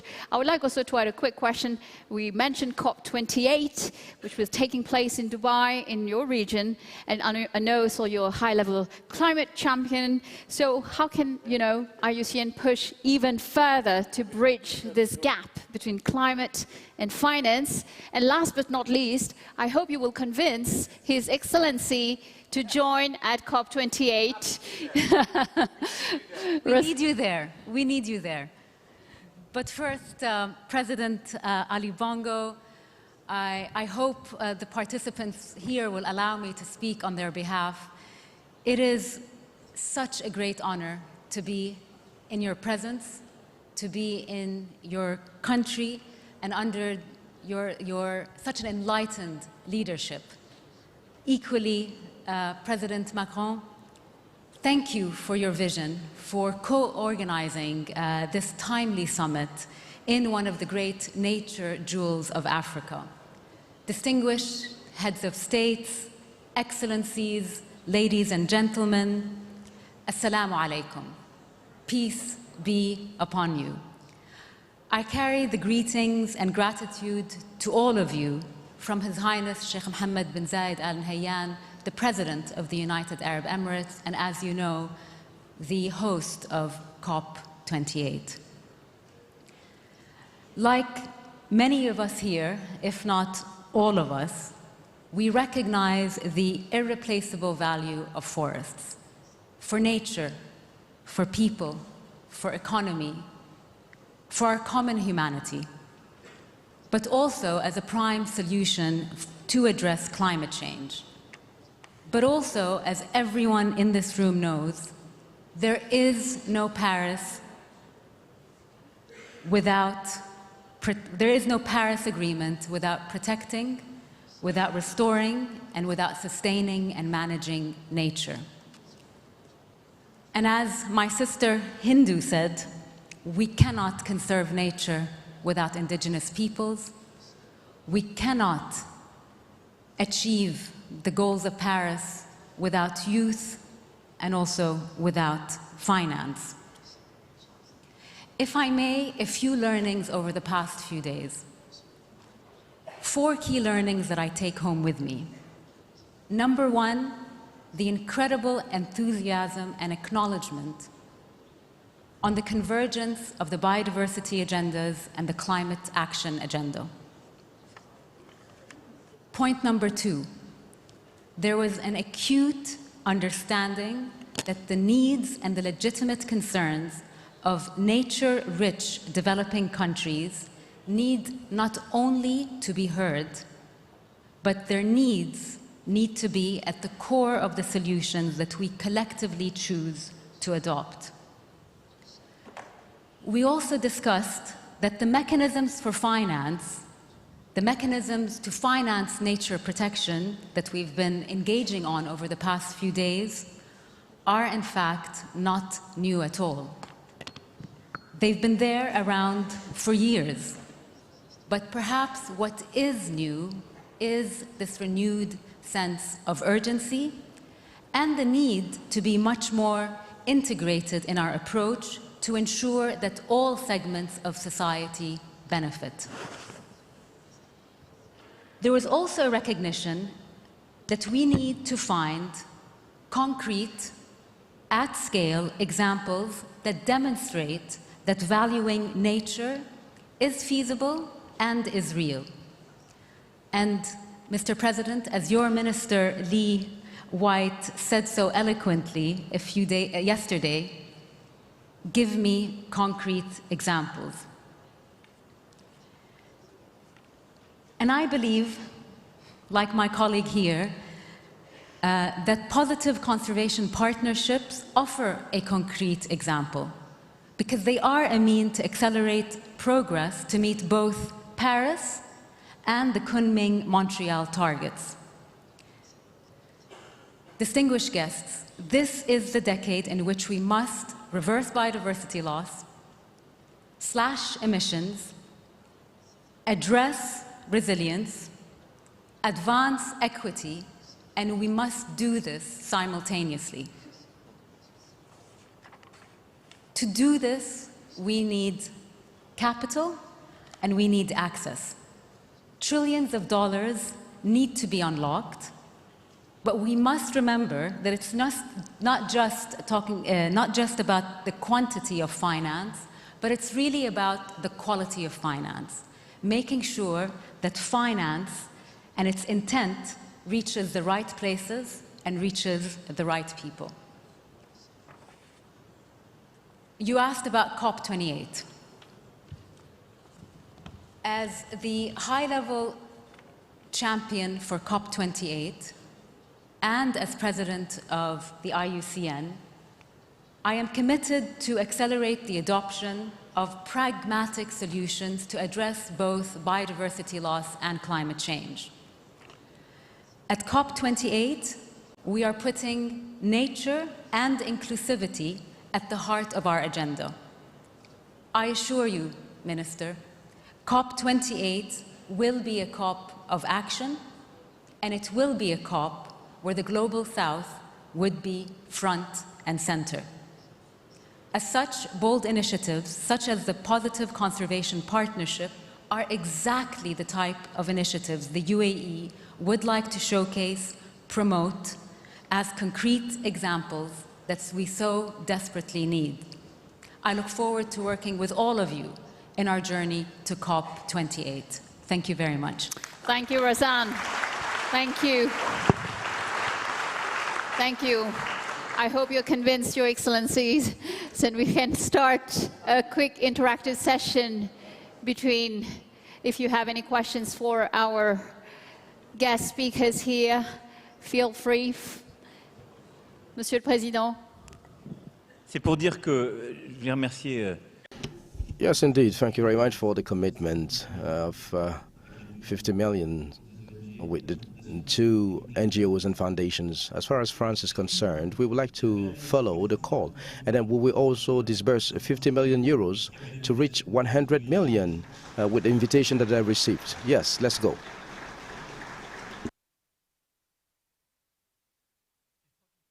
And I believe that His Honorable Minister would like to say a word. Mr. President, it's a big honor for me as Minister of Costa Rica, President Bongo, President Macron. It's an honor to be here and to address you. Costa Rica, as you know, have been very forward in protecting nature. We have made nature part of our DNA, as the President Chavez liked to say. So, our President, we are very thrilled to be working now together with France. Now we organize in the next Oceans Conference. And Costa Rica is going to be moving to the oceans as well for part of nature, and we're going to be taking that big task. It's a huge task. We have tamed deforestation on land, but we have 10 times more ocean than we have land. So it's going to be a big challenge, and we're very thrilled with it. We have tried things that have worked, and I take what you have said. Most of the solutions that have been proposed existed already. We need to scale them up, and we need to take them with urgency. We have done it, and we have done it without a sacrifice of our economic activity, and I think that's the lesson I like to share quickly. Costa Rica has protected its forests, has reversed deforestation, is capturing carbon, and has one of the most productive agricultural sector and a very vibrant tourist sector that is linked and based on its nature. And that provides a lot of support from the community. We managed to have a fossil fuel tax that works, and the country supports it because it's reinvested in nature. It's a fiscal neutral tax. It's reinvested in the people too. It's called environmental service payment that Carlos-Manuel has referred to, that Costa Rica very much adheres to. And we have invested over $500 million, American billions, you know, $500 million in the last 20 years in this program. And it worked.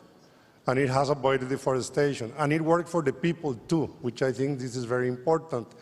Because the payment doesn't go to, it goes to the people who's protecting the forest. And that builds a lot of, that gives two things, and I would like to just not take any more time, but it gives the governments the moral authority. When you put your money where your mouth is, government gains authority. We are the sophisticated ones. We are the ones who know that climate change could be catastrophic. We are the ones who know the value of nature.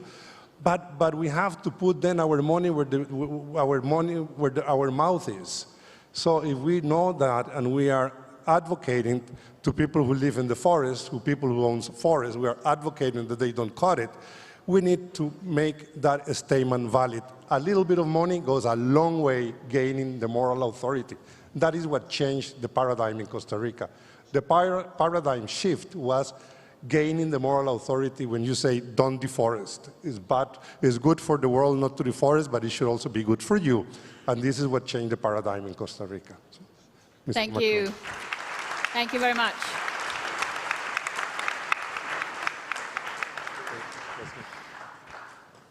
So if you have any remarks, for our experts here, feel free. All right. Bon ben, nous sommes arrivés à la fin, pratiquement. Merci. Well, we've reached the end. Thank you. I'll let you get back to your seats. Thank you very much. So merci. Thank you very much, Excellencies. We've reached the end of the summit. I would like to call the President of France, if you would like to share maybe some keynotes or key points. Let's welcome President Macron.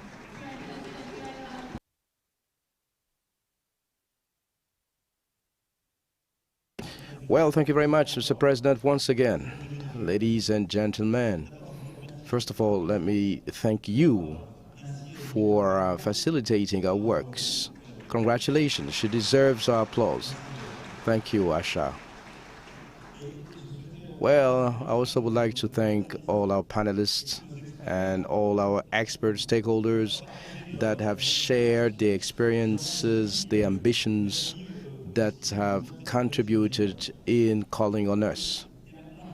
I think there's a consensus, this is well known. Scientists have reacted on the necessity to act, and then the consensus is there on what represent all our primary and tropical forests, on the stakes that it is today, and then the risks that we have about protecting it tomorrow. So if I want to repeat the 2021 figures, so far, every year it's 4 million hectares that are lost in tropical primary forests, which stock the biggest amount of carbons.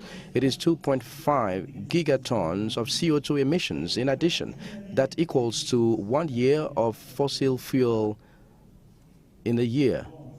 So you can see a lot of opportunities. So if you want to avoid a climate catastrophe, as our scientists said it very well, we can see the emergency to act to protect our forests, to put an end to deforestation, an urgency as well, because we identify the link that exists between the animal and then vegetables for those forest ecosystems, which were well explained this morning. So enacting fast, we have already taken some commitment, which is a good news. We don't have to do major commitment. There was already Glasgow. We decided to contribute and then to change deforestation up to 2030. There was also Montreal in COP15 to commit ourselves by 30%. So there's no need to make another commitment in Libreville. That's the good news.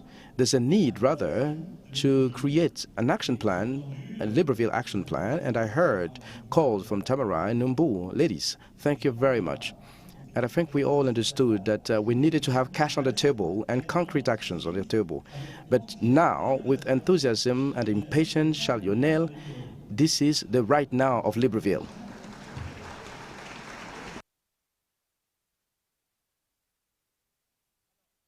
Well, first of all, let me just make a recap. The philosophy that gathers us here. Behind fighting for nature protection, there's an issue of trust, which was well explained.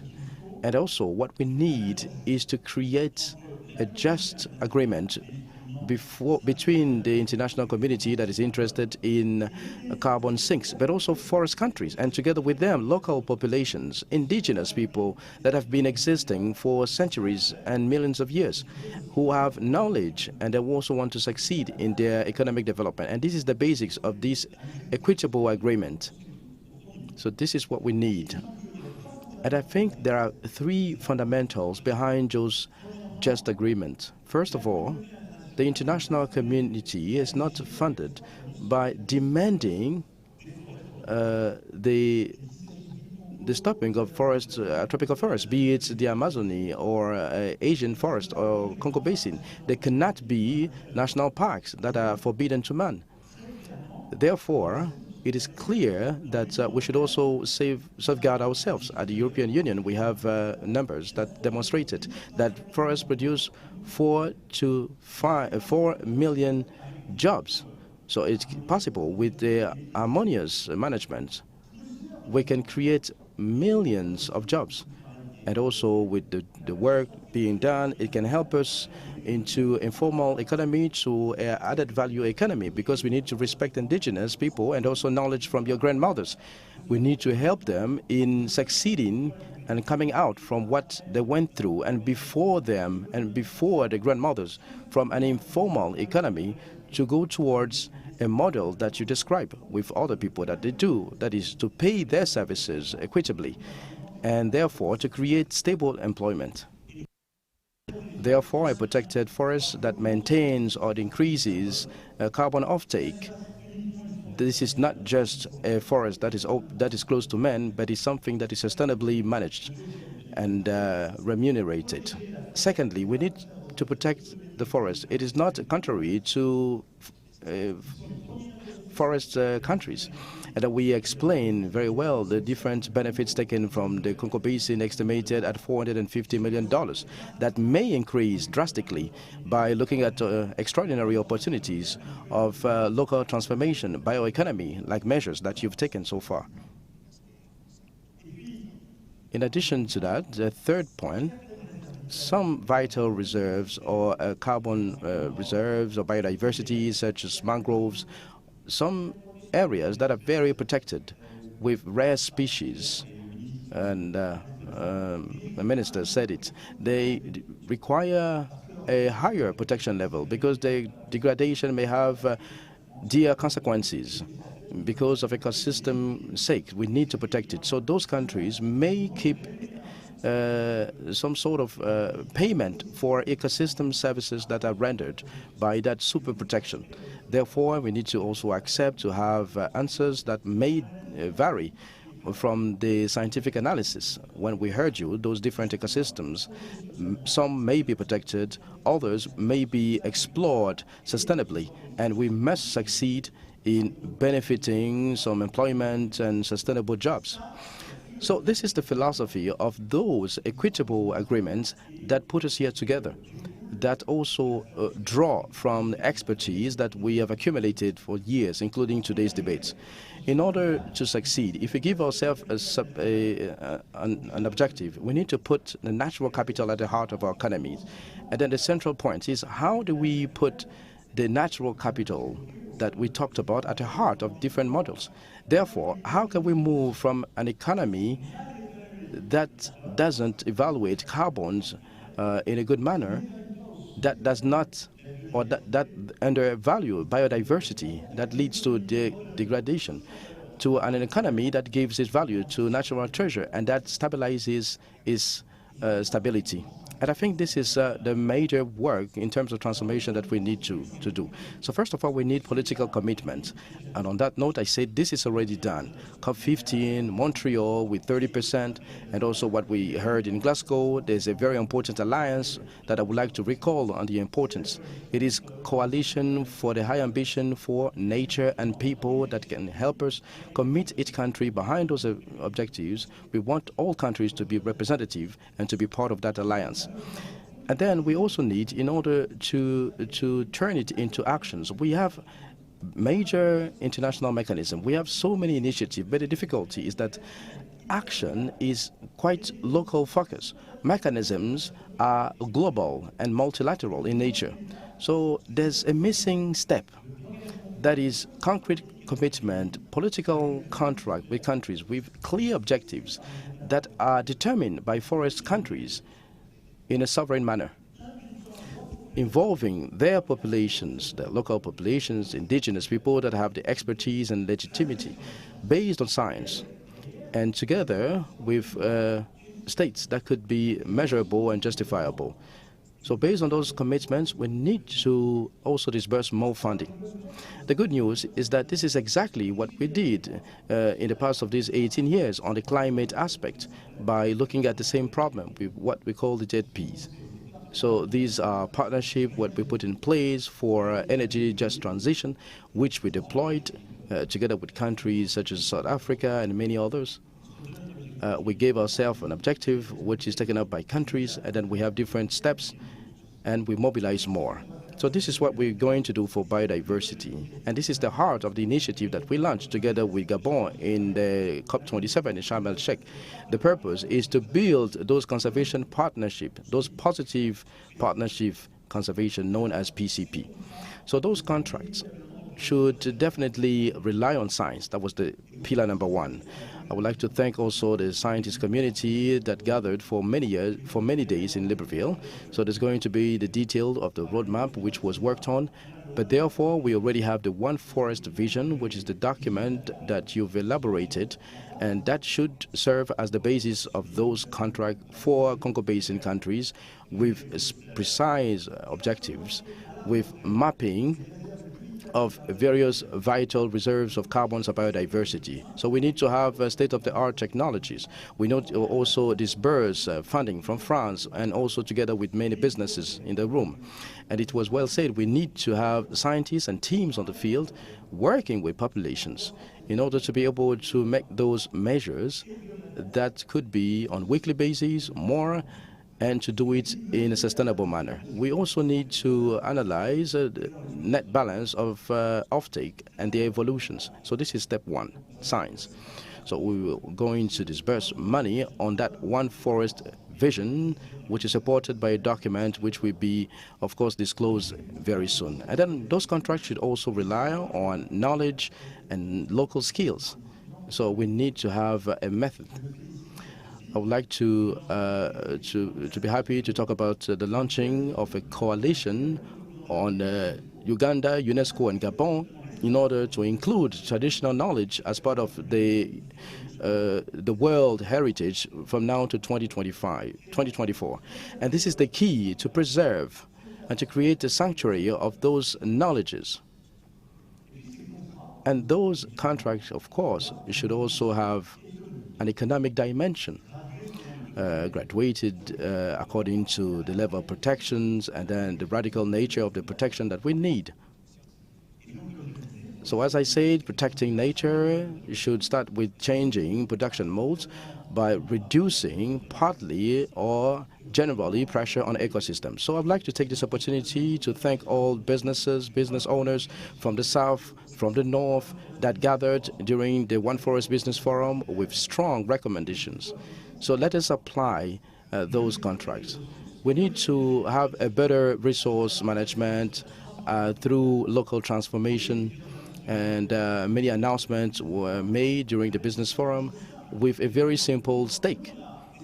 We decided to bring about our contributions as Europe. France was with us, and then we shared. We also said it. We forbid deforestation products, imported products. We said it in France, and we said anywhere we have productions coming from brutal models in forests.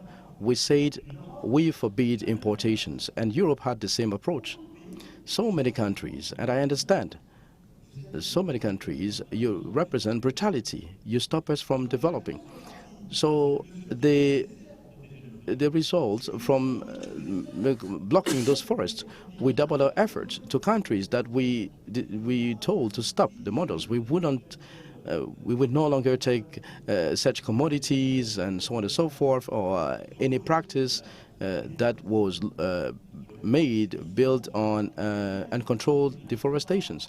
When we have a contract that preserves the forest, that has a reasonable approach, then we encourage them to put in place some different added values and create more jobs. So this is the heart of the strategy. And it happens that it is now that there is a small economic revolution which is going on in agroforestry, in valuing all forest practices and also different areas. Therefore, today we need to strengthen our efforts as part of the contract to build value chains with weak carbon impact, low carbon impacts, as it was demonstrated. Forestry economy which is secured, and also the development of cities that will rely on such an approach to also succeed in producing for the industry materials that are biosourced with businesses, etc., etc. So this is this added value which we want to develop as part of the contract. At last, there is also remuneration or compensation that goes with those contracts. We can't just have it a one-way method. If countries are committed, the community should also disburse more money.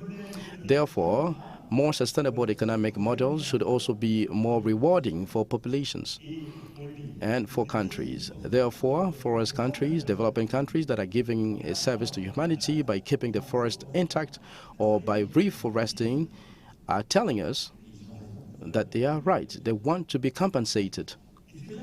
And this is where the initiative called PCP means that we are putting in place in this Made in Libreville. We want to put in place a compensation mechanism for rendered ecosystemic services by changing what was given by businesses and financiers for many years. And if you look at it, it was well said by the last panel. We have a model which is having gaps at two levels. First of all, the carbon market, which was initially thought to funding reduction of emissions as part of the Paris Agreement, took a different trajectory on a voluntary market. And then since it helps to avoid deforestation without regulations, without even strong standards, well, it depreciated the carbon price pretty much. And today, consequently, we have different consequences. And the biggest risk is that there's some sort of defiance in view of carbon credits. There's been a lot of scientific works that have demonstrated it. This is a default, and we need to correct it. It was well explained. Otherwise, we are facing the risk. It is also defaulting our system because, surprisingly, in the system, countries that have intact stocks that looks at preserving them may not have economic compensations, which is absurd. How can we have a market that doesn't recognize the value of stocks? So sometimes we disburse more money to repair mistakes made, to go on the contrary, but we are not injecting money to help in conserving the treasures that we already have, which is absurd. So this is something that needs to be corrected. So the main challenge in that compensation system, which is still something that we still need to perfect, to be more humble, we need to complete the carbon finance by mechanisms that are more complex, that take into place the notion of stock, that marries carbon and biodiversity, and that should be more stronger and more regulated in biodiversity and carbon financing. And this is the key. It should be stronger and more regulated. And this is the reason why it should be an enterprise that takes into account both COPs, because my personal convictions is that we cannot talk about carbon and climate and separate it from biodiversity. They are all twins, and we saw it from today's discussions. Now, how do we do it? We do not have all the answers, but the PCP initiatives on the compensation side is already a first experimentation. So based on political commitments from countries, the purpose is tomorrow to create biodiversity certificates that may certify the example of countries that protect the carbon stocks, and to be exchanged either by sovereign states or by the private sector as a contribution to protecting nature. So through those contracts, we will have qualitative mechanisms. So these are universal criteria. We will have certification mechanisms that will help in monetary commitment and exchange to put more money. So you understand the spirit. What we propose in Libreville is more political commitment by countries, and in exchange, more funding. So to deliver results such as cash on the table, Well, we identified a number of decisions. First of all, we will disburse 100 million additional euros to countries that want to accelerate their vital reserve protection for biodiversity as part of partnerships of positive coalition.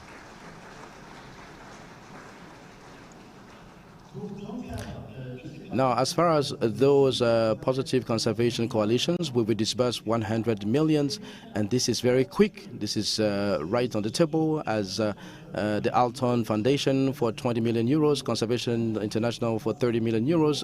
France will also disburse 50 million euros. Every contribution is welcome, but we will move fast.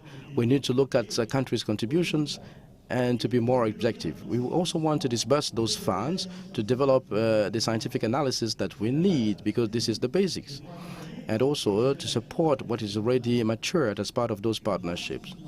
Part of this funding will also help in strengthening the initiative for Central African Forest, for which France is going to double their annual contribution. I wish that through that initiative, we may have a stronger effort to support African countries that are willing to protect their forest stock, that also called on the international community to help them further.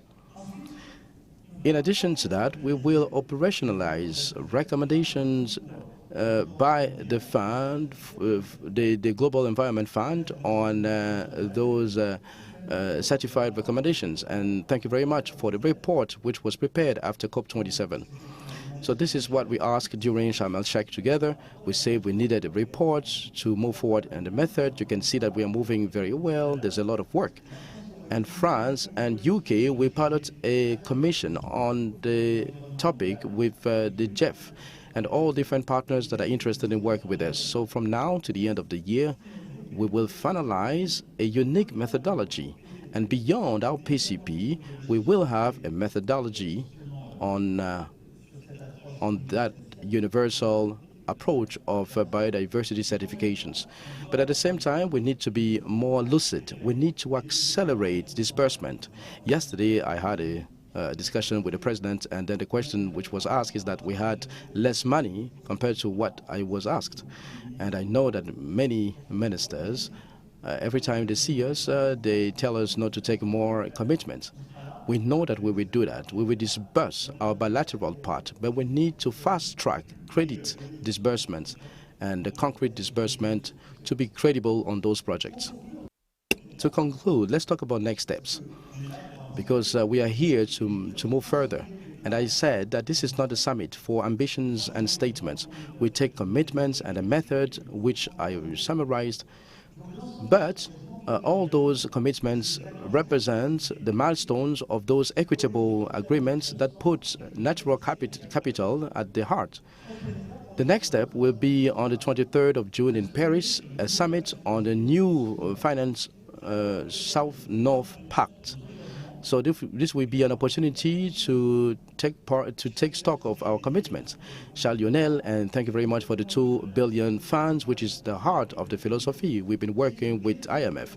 We want to de-risk economies, particularly African economies, to also help in liquidity of private financing. And at the heart, on the fight on inequality, we have the same problem. People are ready to disburse funds, but they don't want, because there's a lot of countries' risks, and we are not able to have a safeguarding mechanism. So we have a huge gap between public fund in terms of grants and private financing that may come. And all the different countries, these are yours, they are too rich to have only grants, or there are so many countries' risk to have private capitals. So we need to mobilize, and this should be at the heart of our events on the 23rd of June. International organization, public and private partnerships on the reform of the World Bank, which should be accelerated, that we've been working with the United States on the recommitment of IMF and the Director General, who is doing a fantastic work together with private partners. We need to put in place mechanisms to fill that gap that will not help us in having a maximum of credits on biodiversity and climate topics. That will be on the 23rd of June. Follow to that, we will have COP28 in Dubai. Prime Minister or PNG will come with me. Papua New Guinea, we will be together, my dear friend, to build a strategy, because we've been doing that together in the Indo-Pac region, and more specifically in Melanesia and others. He's been doing a fantastic work. So we'll be there at COP28, and we will draw the first outcome of the strategy. During this COP28, we need to set the objective to sign the first country's contract for that positive conservation, and also to take stock on biodiversity credits following the report which was given today. So these are the two major steps that we have only for this year. In other words, from March, we can say by June and in December. And I think we also need to be more pragmatic, but well organized. We need to host a One Forest Summit every year, maybe by rotating all different countries, maybe in Amazonia or in Asia.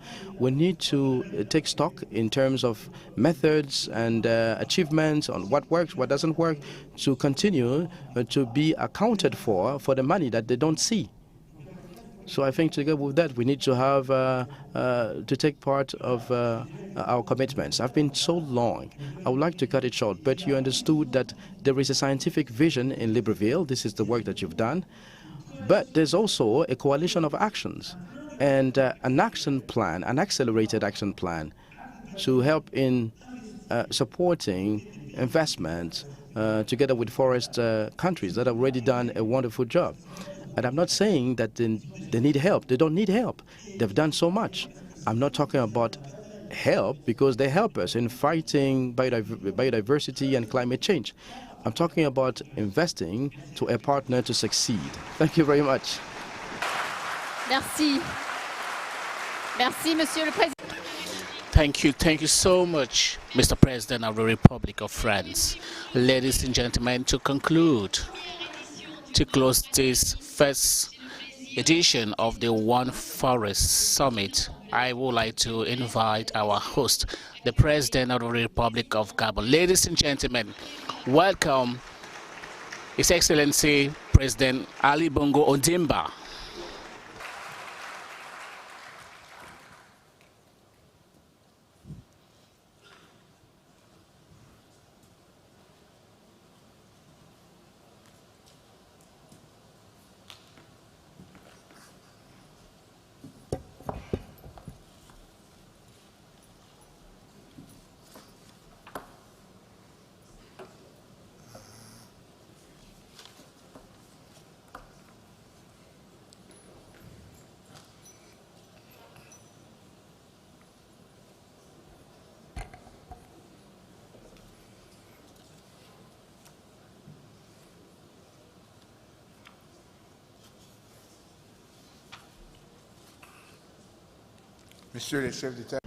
Distinguished heads of state and government, distinguished guests, ladies and gentlemen. At the time the One Forest Summit is concluding, I would like to reiterate my gratitude towards all heads of state and government, representatives of organizations, business leaders, scientists and delegates. My thanks are also geared to those hundreds of people who have contributed to the success of this summit, mainly different administrations and voluntaries. I hope that your journey in Gabon was professionally fruitful and also pleasant personally. When Emmanuel and I decided to co-organize the One Forest Summit in Gabon, a country covered by 88% of wet tropical forest, it was the expression of a common ambition. Convening nations of the world to commit themselves to preserve, to nourish, to restore forests of our planet is a proof of a common awareness of the role of forests in this climate crisis and ecological crisis at the globe. This crisis will suffice in finding answers to the third of the climate change. Excellencies, it was our ambition that we could bring together a core group of ambitious nations from North and South to champion the cause of forests, to make forests more valuable alive than dead, as King Charles III put so simply almost 15 years ago. I hope that during your stay in Gabon, you have learned a little bit about our model of exploiting a forest to save the forest.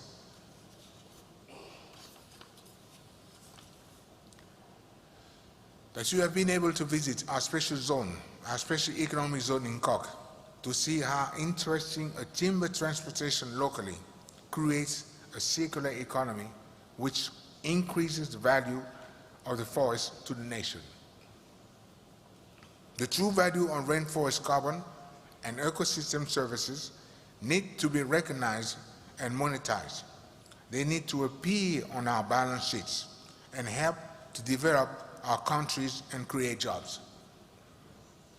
I hope that the Libreville One Forest Summit would be remembered as more than just a stepping stone to COP28. I am confident that together we have put in place a sound plan that will make COP28 the success we all need it to be.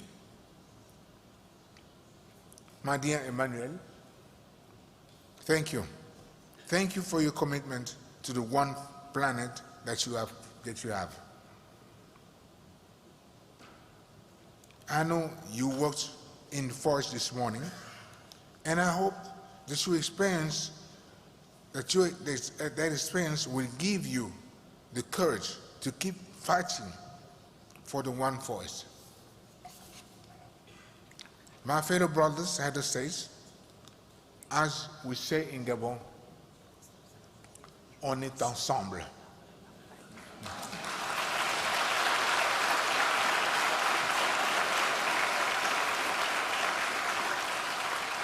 To all delegates, I hope you will carry the Libreville One Forest Summit in your heart and minds, and you work for a better place for our children.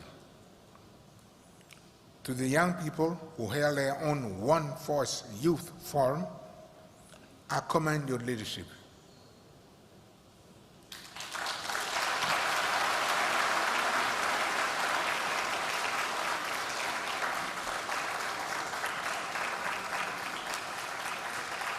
And as we part company, remember this: one healthy forest, one healthy planet, one healthy people.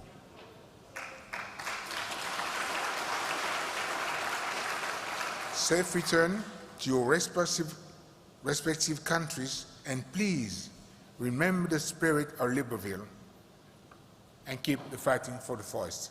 Thank you.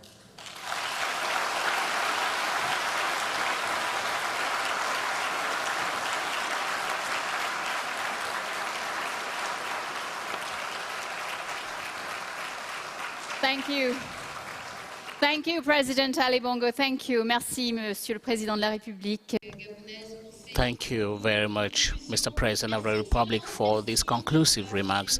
Thank you very much, Mr. President. Thank you very much for these very strong messages and words to protect our forest. Thank you all. Thank you to our experts, our guests who are in this hall. Thank you. Please remain in the hall, and we are going to show you the way out. Thank you so much.